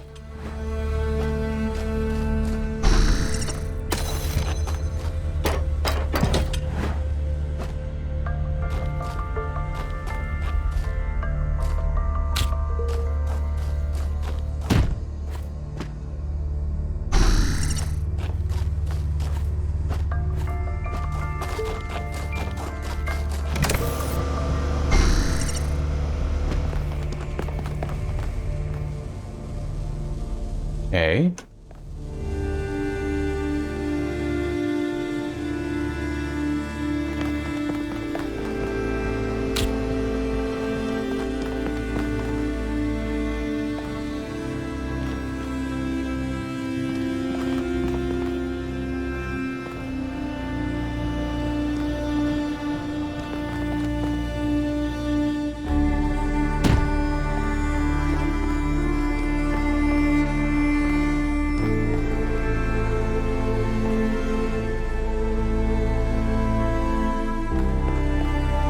Okay, no, that will work.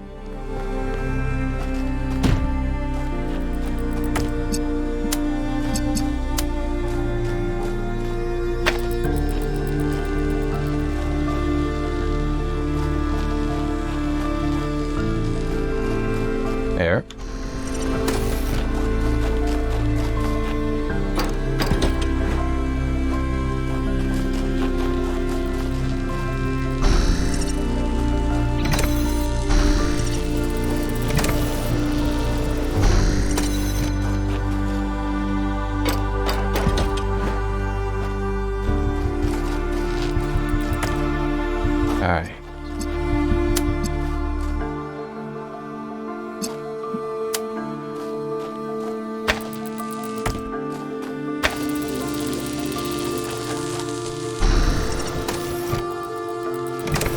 Yep.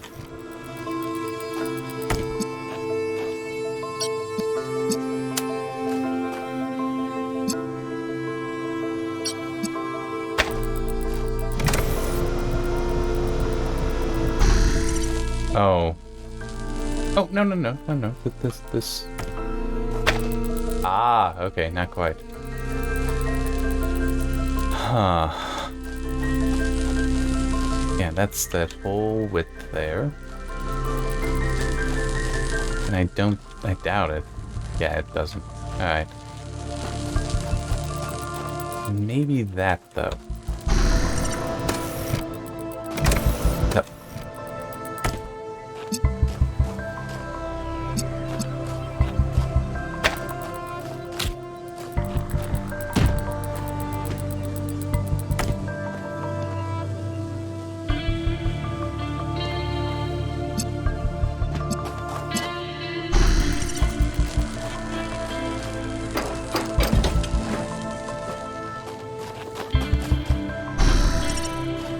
Oh, well, yeah.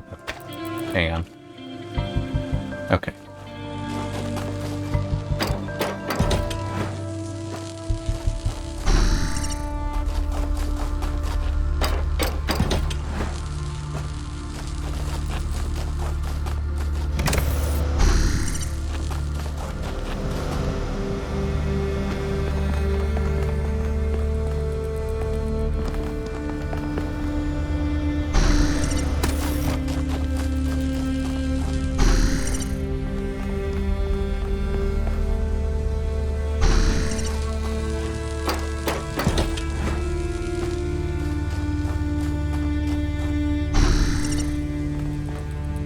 And I'm not sure if this will work, by the way.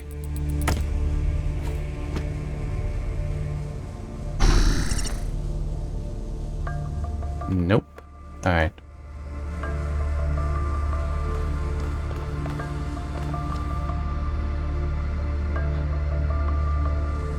So that is stuck over here.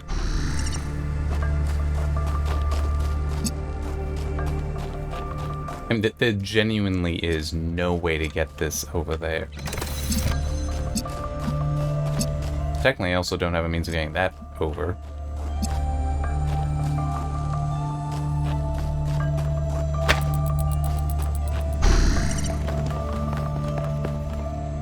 But I can get that up. Will that achieve anything that I need to?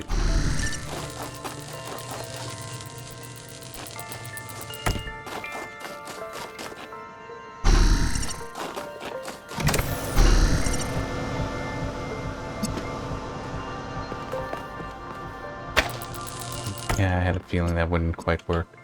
And this almost certainly won't. Wait. Hang on. I can just get that one up here. Somehow. Ah.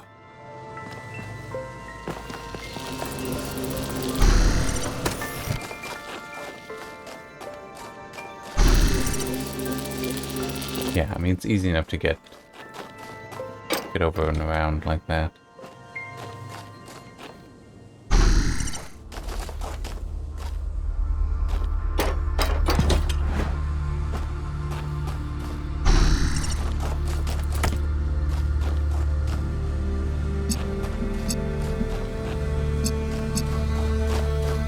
Or maybe, no, I might actually... it doesn't seem like it actually.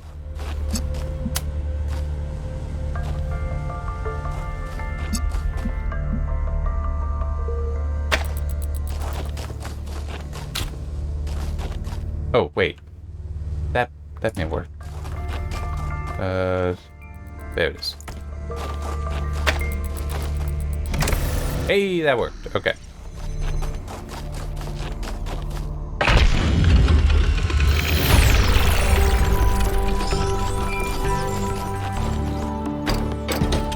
Alright, that's all of it, right?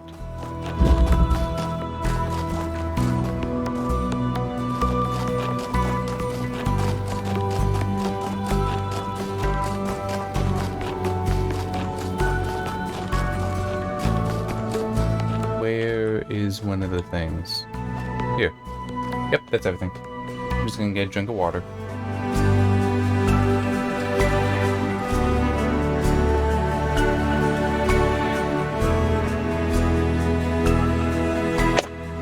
Alright, there.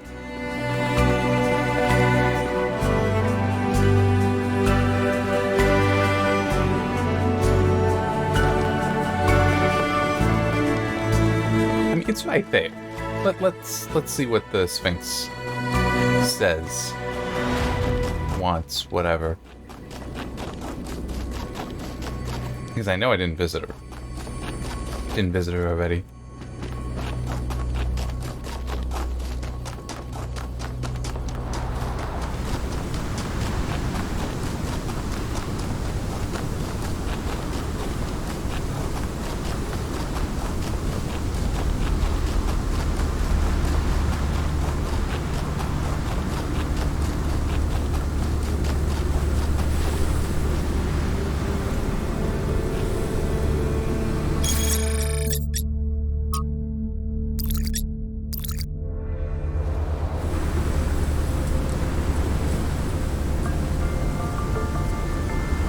Okay. I don't understand. Say A and C, and potentially also a T. Say, I get that it is a map. I'm just... What is the meaning here? Also trying to figure out exactly what the alignment is. That has the diamond. Oh. Yes, that I think is the diamond shape here. So A, that should be A. It looks large enough for it too. Which should put C.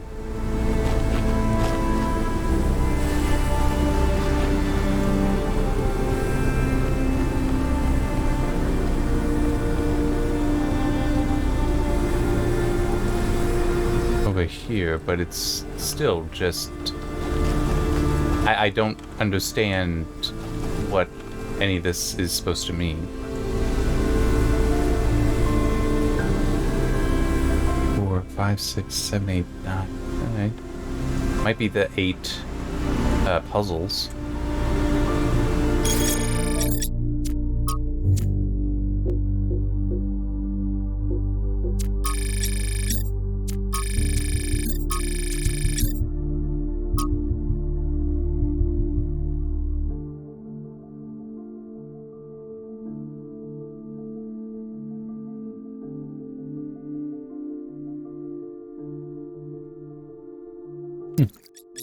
Okay, that's kind of neat. Still is. I mean, this isn't so bad, but... Okay, so I figured that's A.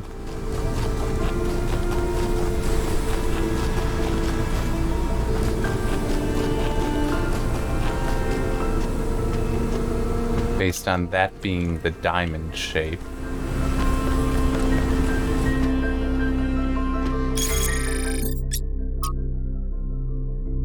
This right here. Especially since it does match up with that. So yeah, this is the diamond shape. So A is over and then like behind two things here. Behind and between.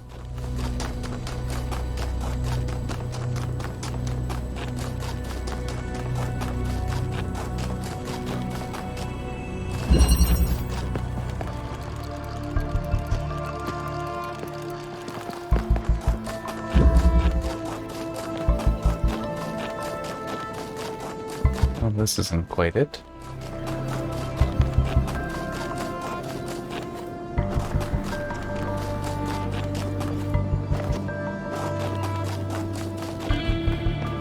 No.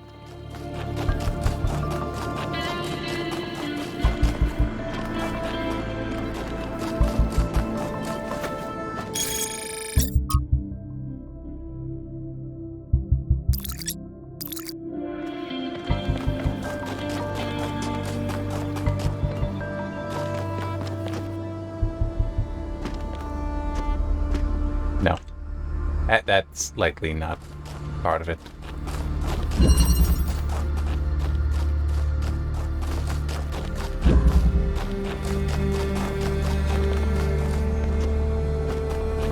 Alright, I can in fact get around this, so maybe.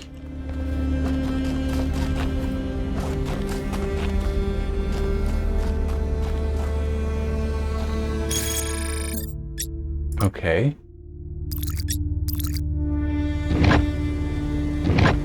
A.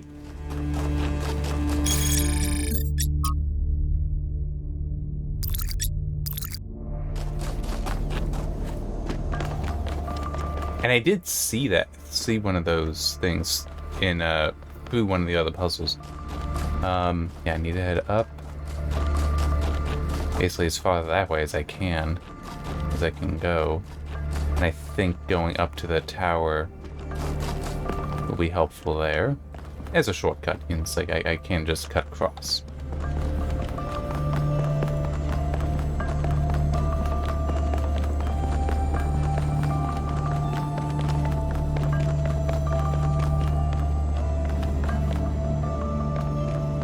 Oh, I think that's just Al walking around. Okay.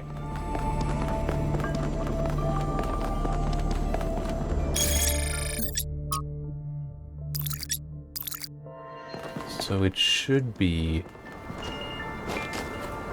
Yeah, this is the triangle, so it should be up there. And there's also that one T, but I don't know. I'm not sure if that's what that means. But yeah, I do remember, like, seeing it through a window. Not necessarily for this one, but just as an example. Okay.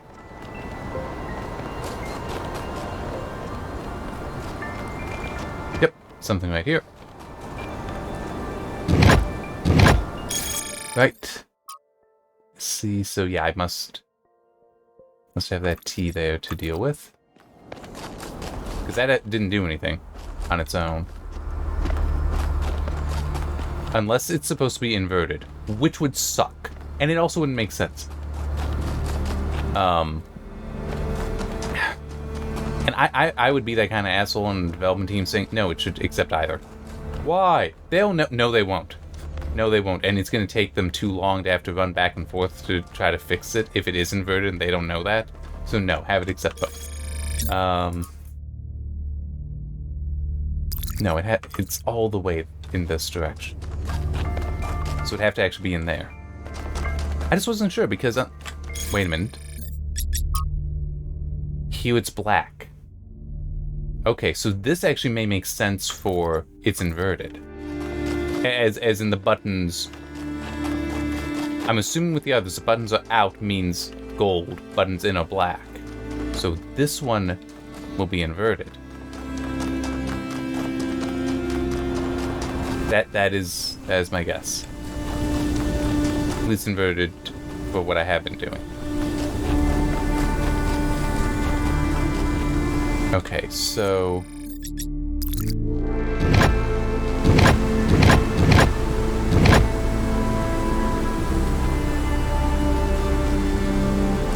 pattern is already solved. Does that mean it worked?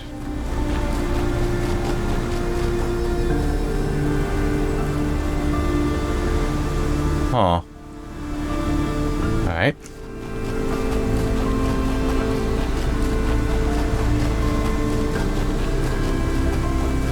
And does that... Okay, so this is now locked in. So I definitely have that correct. Alright, let's head back this way then.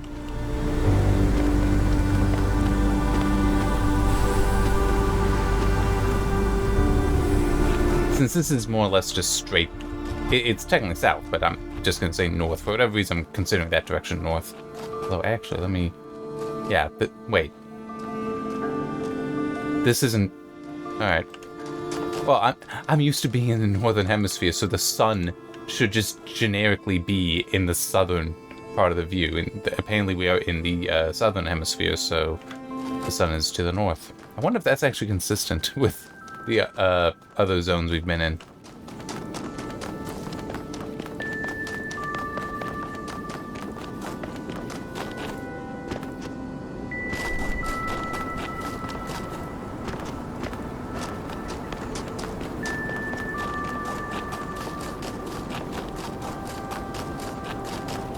Okay, and I had to go around this way, right?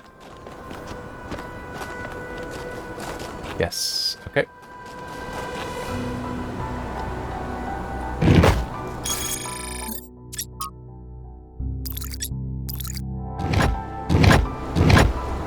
No. No. Here, let's...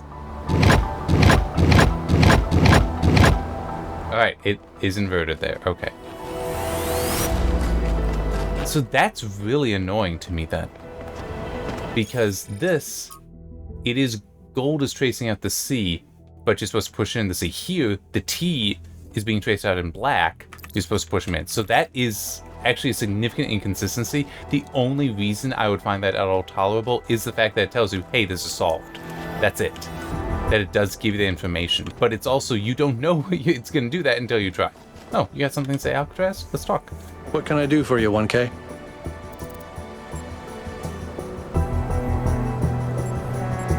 Yeah, let's start with this. It seems like something that could very quickly get out of control. Fair enough. You know that saying about good intentions? Yeah. If we can solve problems by just making more people, how long before people just become a problem-solving tool?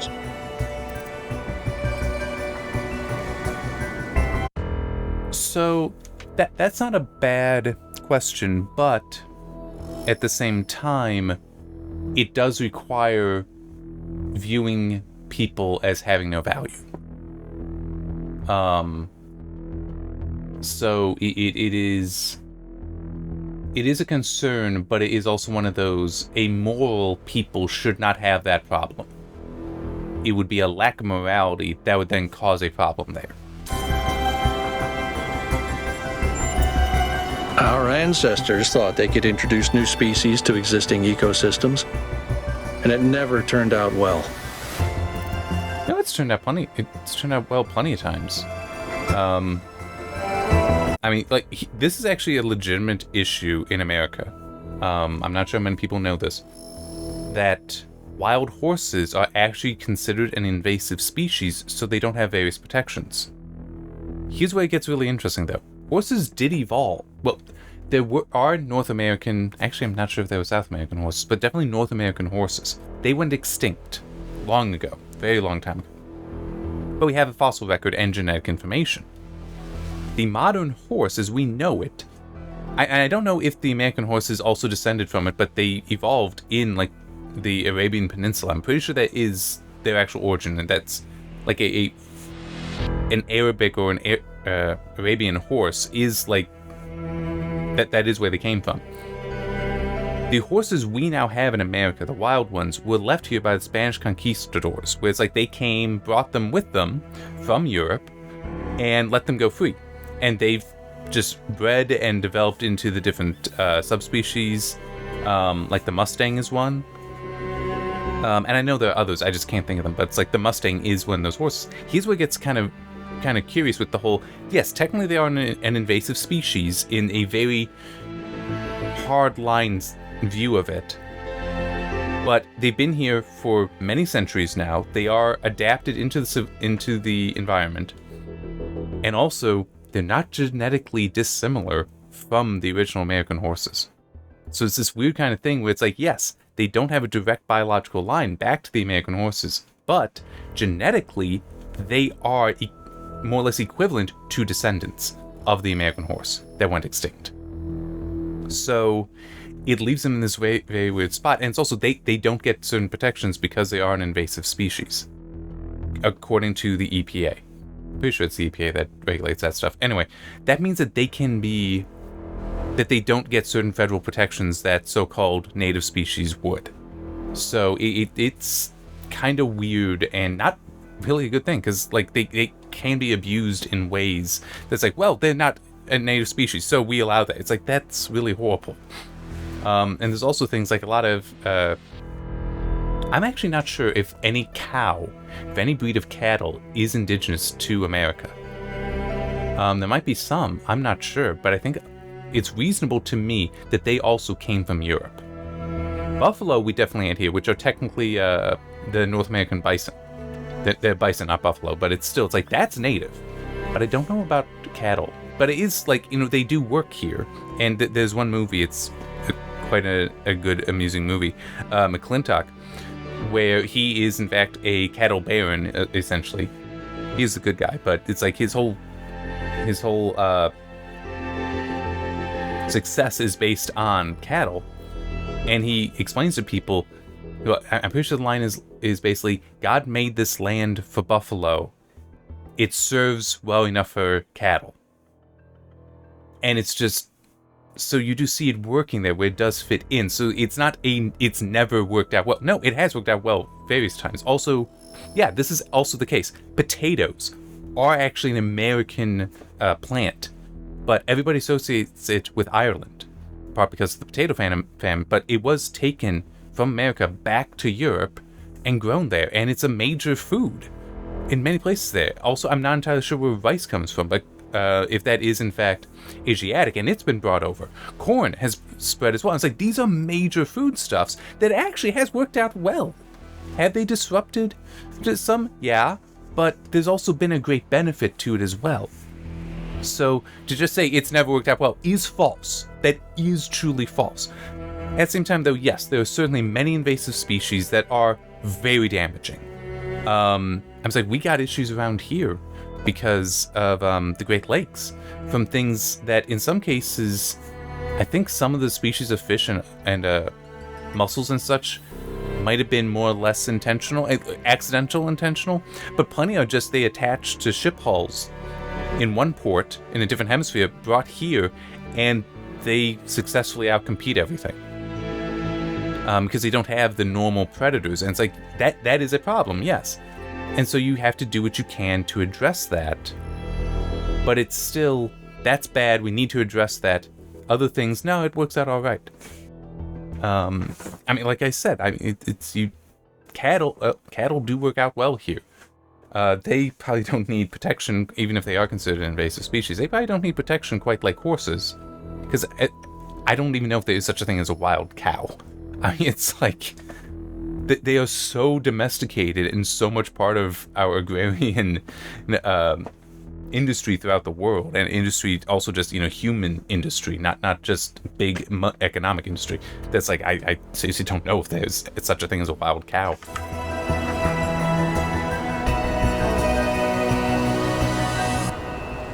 Oh crap, I didn't realize he was done. Oh, sorry. I just wanted to exit. Yeah, okay, I'll make that argument. There's no life there now, but you can't see the future. You might be wiping out a whole ecosystem that hasn't even gotten started yet. That's irrelevant. I'm sorry, but that's like such a false point. It's like, you're stopping an ecosystem that hasn't developed yet. It's not there. What makes you think it's going to start developing? That's like saying it's a blank canvas. You can't possibly paint on that. It might get a painting on there. What? No, you're supposed to paint on it. It's a blank canvas. That's not a perfect analogy, but it's like, that's a really stupid take. It really is. What? Oh my god. Ah. Wow. It is a more nuanced question. Where the hell am I going? Let's talk, Melville. What the hell just happened? That was weird. Yes? Sure. Of course I did. She and Cornelius were both there when I was born. Neat Cool. was just starting to take over back then. I was still showing her the ropes. Wow. Neith was 33 and she's 142. Busy. There was always another problem to solve. Did you know that she never upgraded her body? Yes. Always prioritized everyone else. That's the kind of work ethic I wish more people had.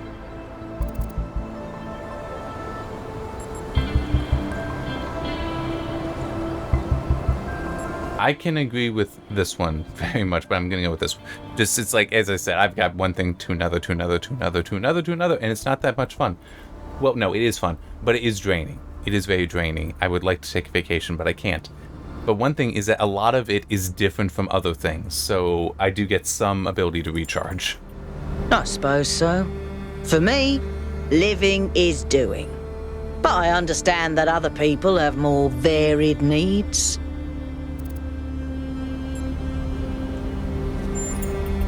I've never felt the need for a partner as such. I've met a lot of people who do. Athena and Cornelius, Atal and Damien. Who? Sarabai and Hypatia. Who?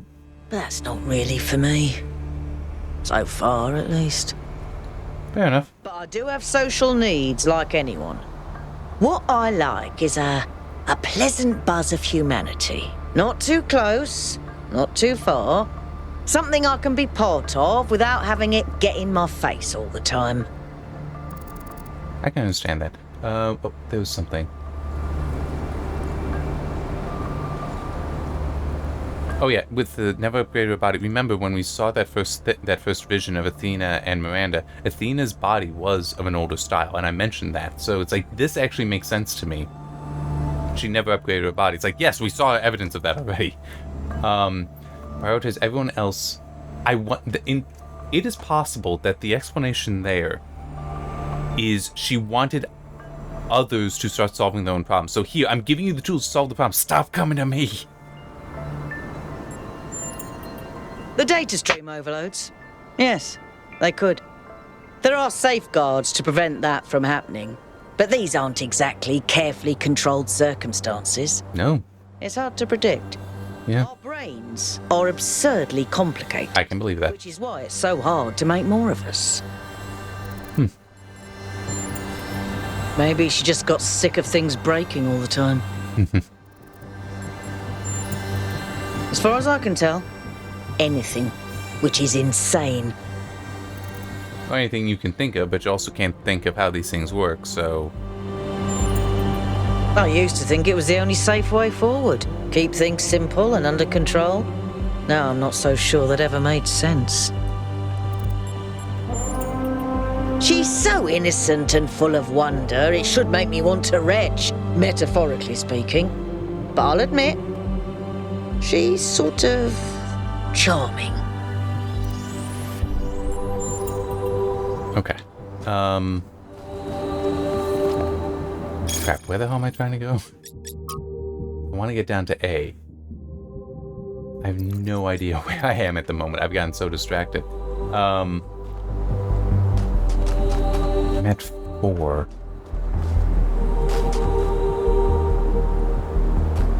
I think... Okay. I'm now oriented.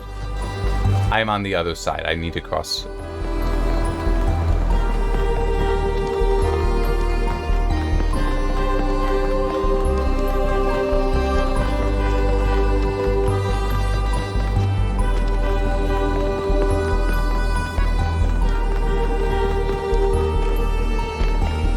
No, that's T. A is over here.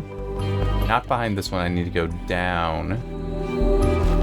Behind the thing here.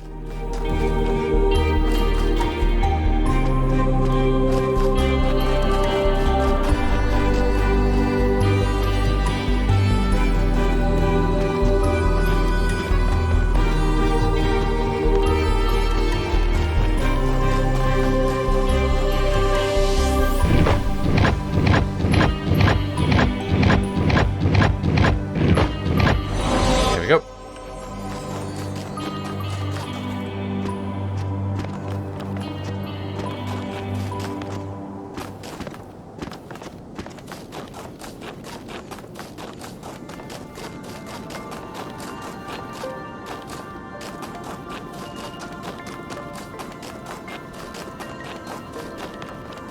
One other thing that just, because I'm thinking through other examples of invasive species, some would argue that humans are invasive species, is an invasive species, especially when it comes to the Western Hemisphere. It's like, okay, you want to argue that, that's fine, but then what do you do about like the indigenous American, the American Indian. What do you do about that? Because then it's like, well, they can't be indigenous, they're invasive. So how do you reconcile certain views that people take of them? That, the whole, oh, it was their land before it was our land. It's like, but they're invasive. How can you say it was their land? The wheel turns, but without the road, it cannot move. Yeah.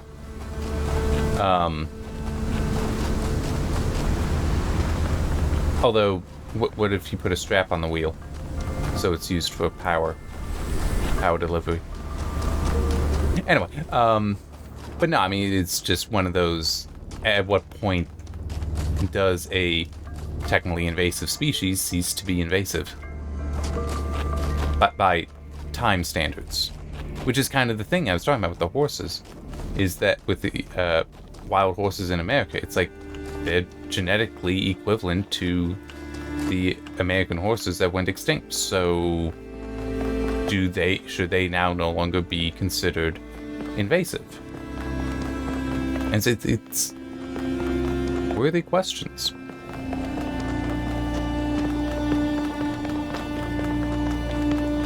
Okay.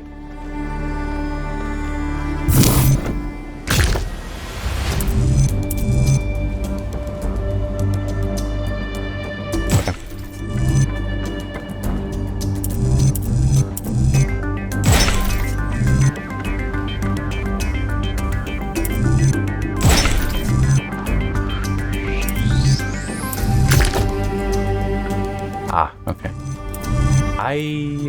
I don't have one that'll work there. Nope.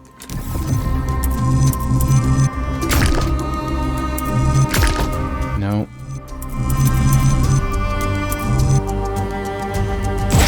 Okay.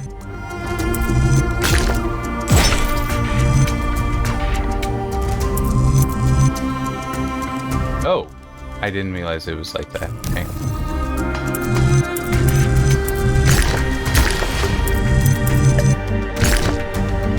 Okay.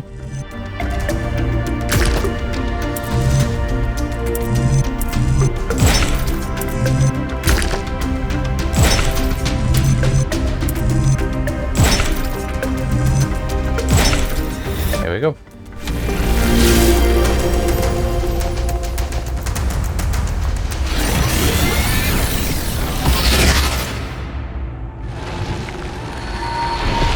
Sphinx again. For tricking the gods to help humankind, Prometheus was punished by being bound to a rock, there to be eternally tormented. The chains that held him were forged by Hephaestus, blacksmith to the gods. Was Hephaestus right to allow his art to be used in this fashion?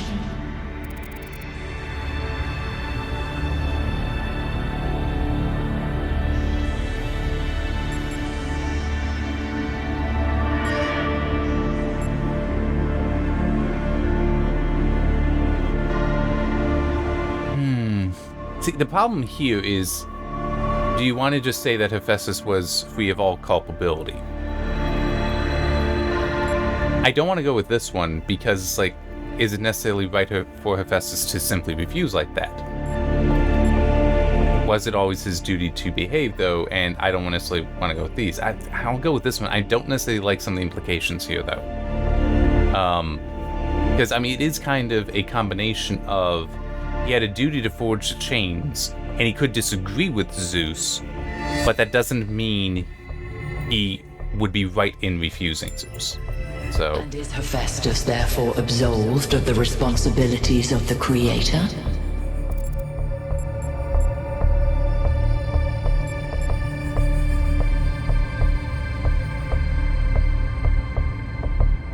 Okay, that I can go with.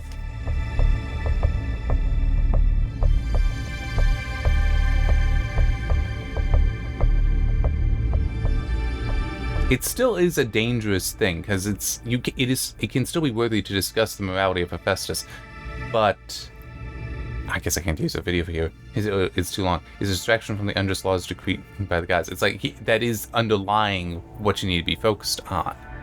So yeah, Interesting.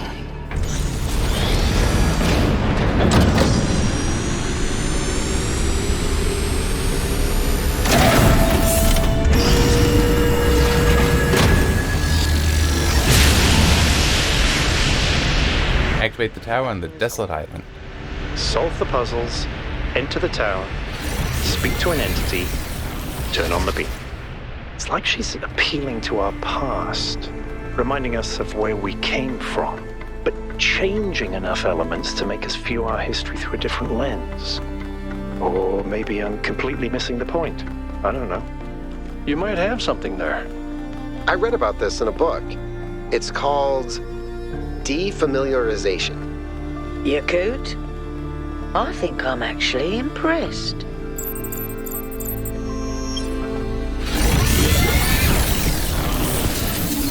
But no, I mean, there can still be a worthy discussion about Hephaestus' culpability, but it still is, your complaint cannot be, and as I said, I would be stopping when I finished that, your complaint can't be that Hephaestus forged them. It's like, well, no, if you have an issue with the punishment, the issue is with the laws that prescribed the punishment, or it's declared that there was an act that required punishment. Sort of the executioner might have executed the act. I mean, in some ways you say Hephaestus was the executioner, because is that in Kingdom Come Deliverance, where the executioner you encounter there basically does point out that, yeah, I'm calling execution because I execute the will of the king, or lord, or whatever. It's like, that's what I'm doing. It's not necessarily that I execute because I kill someone. It's I execute because it is my responsibility to execute this will. But it's like, the issue then is with the will, is with whatever it is that the cause behind the execution, not necessarily the means. It's still a worthy question about the morality of the executioner. But if you want to address some evil, some concern about the law, you have to go at the law, not the morality of the people that have to execute it. I mean, yes, in theory, there are definitely times when you need to appeal to the morality of the executioner, because sometimes that's the way to do it. That is how you are going to undermine and ultimately arrive at a change in the law, is by getting enough people to defy either the execution of the law or the law itself.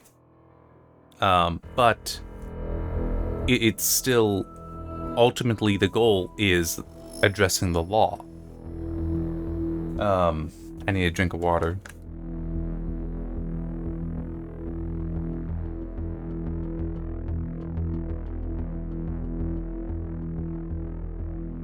But it's like in the civil rights movements, where, like the sit-ins at the diners, where the men and women were being, like people were pouring ketchup and mustard on them, were just really being terrible to them, were abusing them.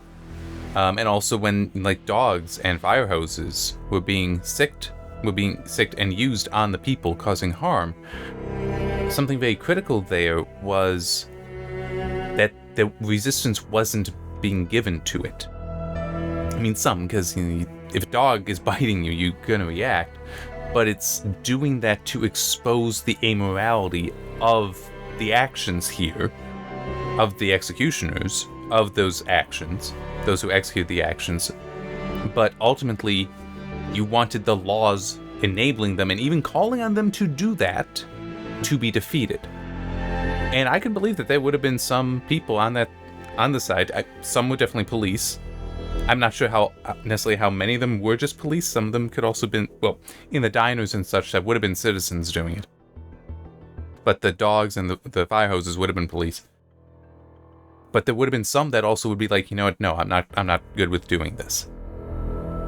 So it's like having that appeal to the morality is also valuable, but and very important, can be very, very powerful, but it still is, the goal is the law.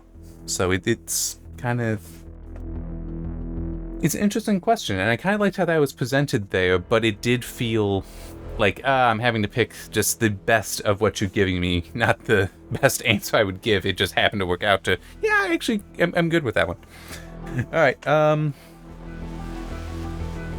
yeah, I'll be stopping. I'm just trying to think, is there anything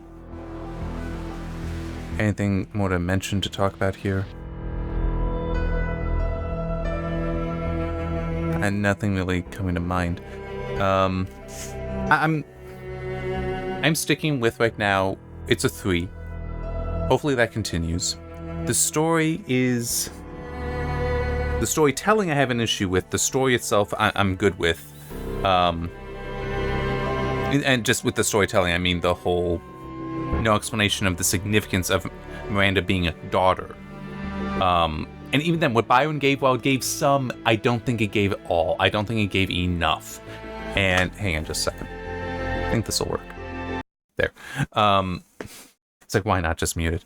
But yeah, it's I get it. But I got that because I'm trying to... Sorry, my brain is just trying to switch off because it's getting late. I was already making predictions there. The moment Athena was referred to as mother by Miranda, I was already on my path to figuring things out with my own headcanon, more or less. I don't want to consider it that serious, so let's just say my own theorizing. So once it's there, it's like, once there is some significance shown there, it's like, okay, yes, I'm right, but you've not explained the significance yet. I have the problem then. It's yeah, it's one of those weird things, but it's I don't know how many people are critical of stories in a way that you can understand why it's like, yes, this is exactly what I thought it should be. No, you're presenting it to me wrong. I can't have both thoughts. It's kind of a funny thing, because I don't know how much experience people have being critical with things like that. And it's just, I do, and I'm applying it here, because that's... I can't apply somebody else's standards, somebody else's critical methods. I'm doing this. This is my review. And if you don't like it, please go somewhere else. I mean, it's like, that's part of the awesome part about reviews. You can find others that maybe you agree with somebody else's critical methods more than mine. Do it. Go there. That's awesome. Don't forget about me, but you can go there. It's great. Find what connects with you. Find what connects with you. All right, that's all I got. So yeah, we'll just see you next time when we'll do the second... hang on. Actually, there's... Oh, no, I already exited. Okay. I wanted to check if the third zone opened up or not. It didn't seem... I don't know if it did. Melville didn't mention anything, and there wasn't a schematic in the lab, so in theory, when I get to second part tomorrow, when I do the other zone... The lab there may give a schematic that'll get me to 3, or there'll be something else that'll happen where I had to do these 2 first and get to the third. But yeah, and it's just for me. It'll be tomorrow before I can get to it, and yeah. So tomorrow will be zone 2. Day after that will be zone 3 in this area, in the northern area. Then it will be Thursday, and I can't do it then.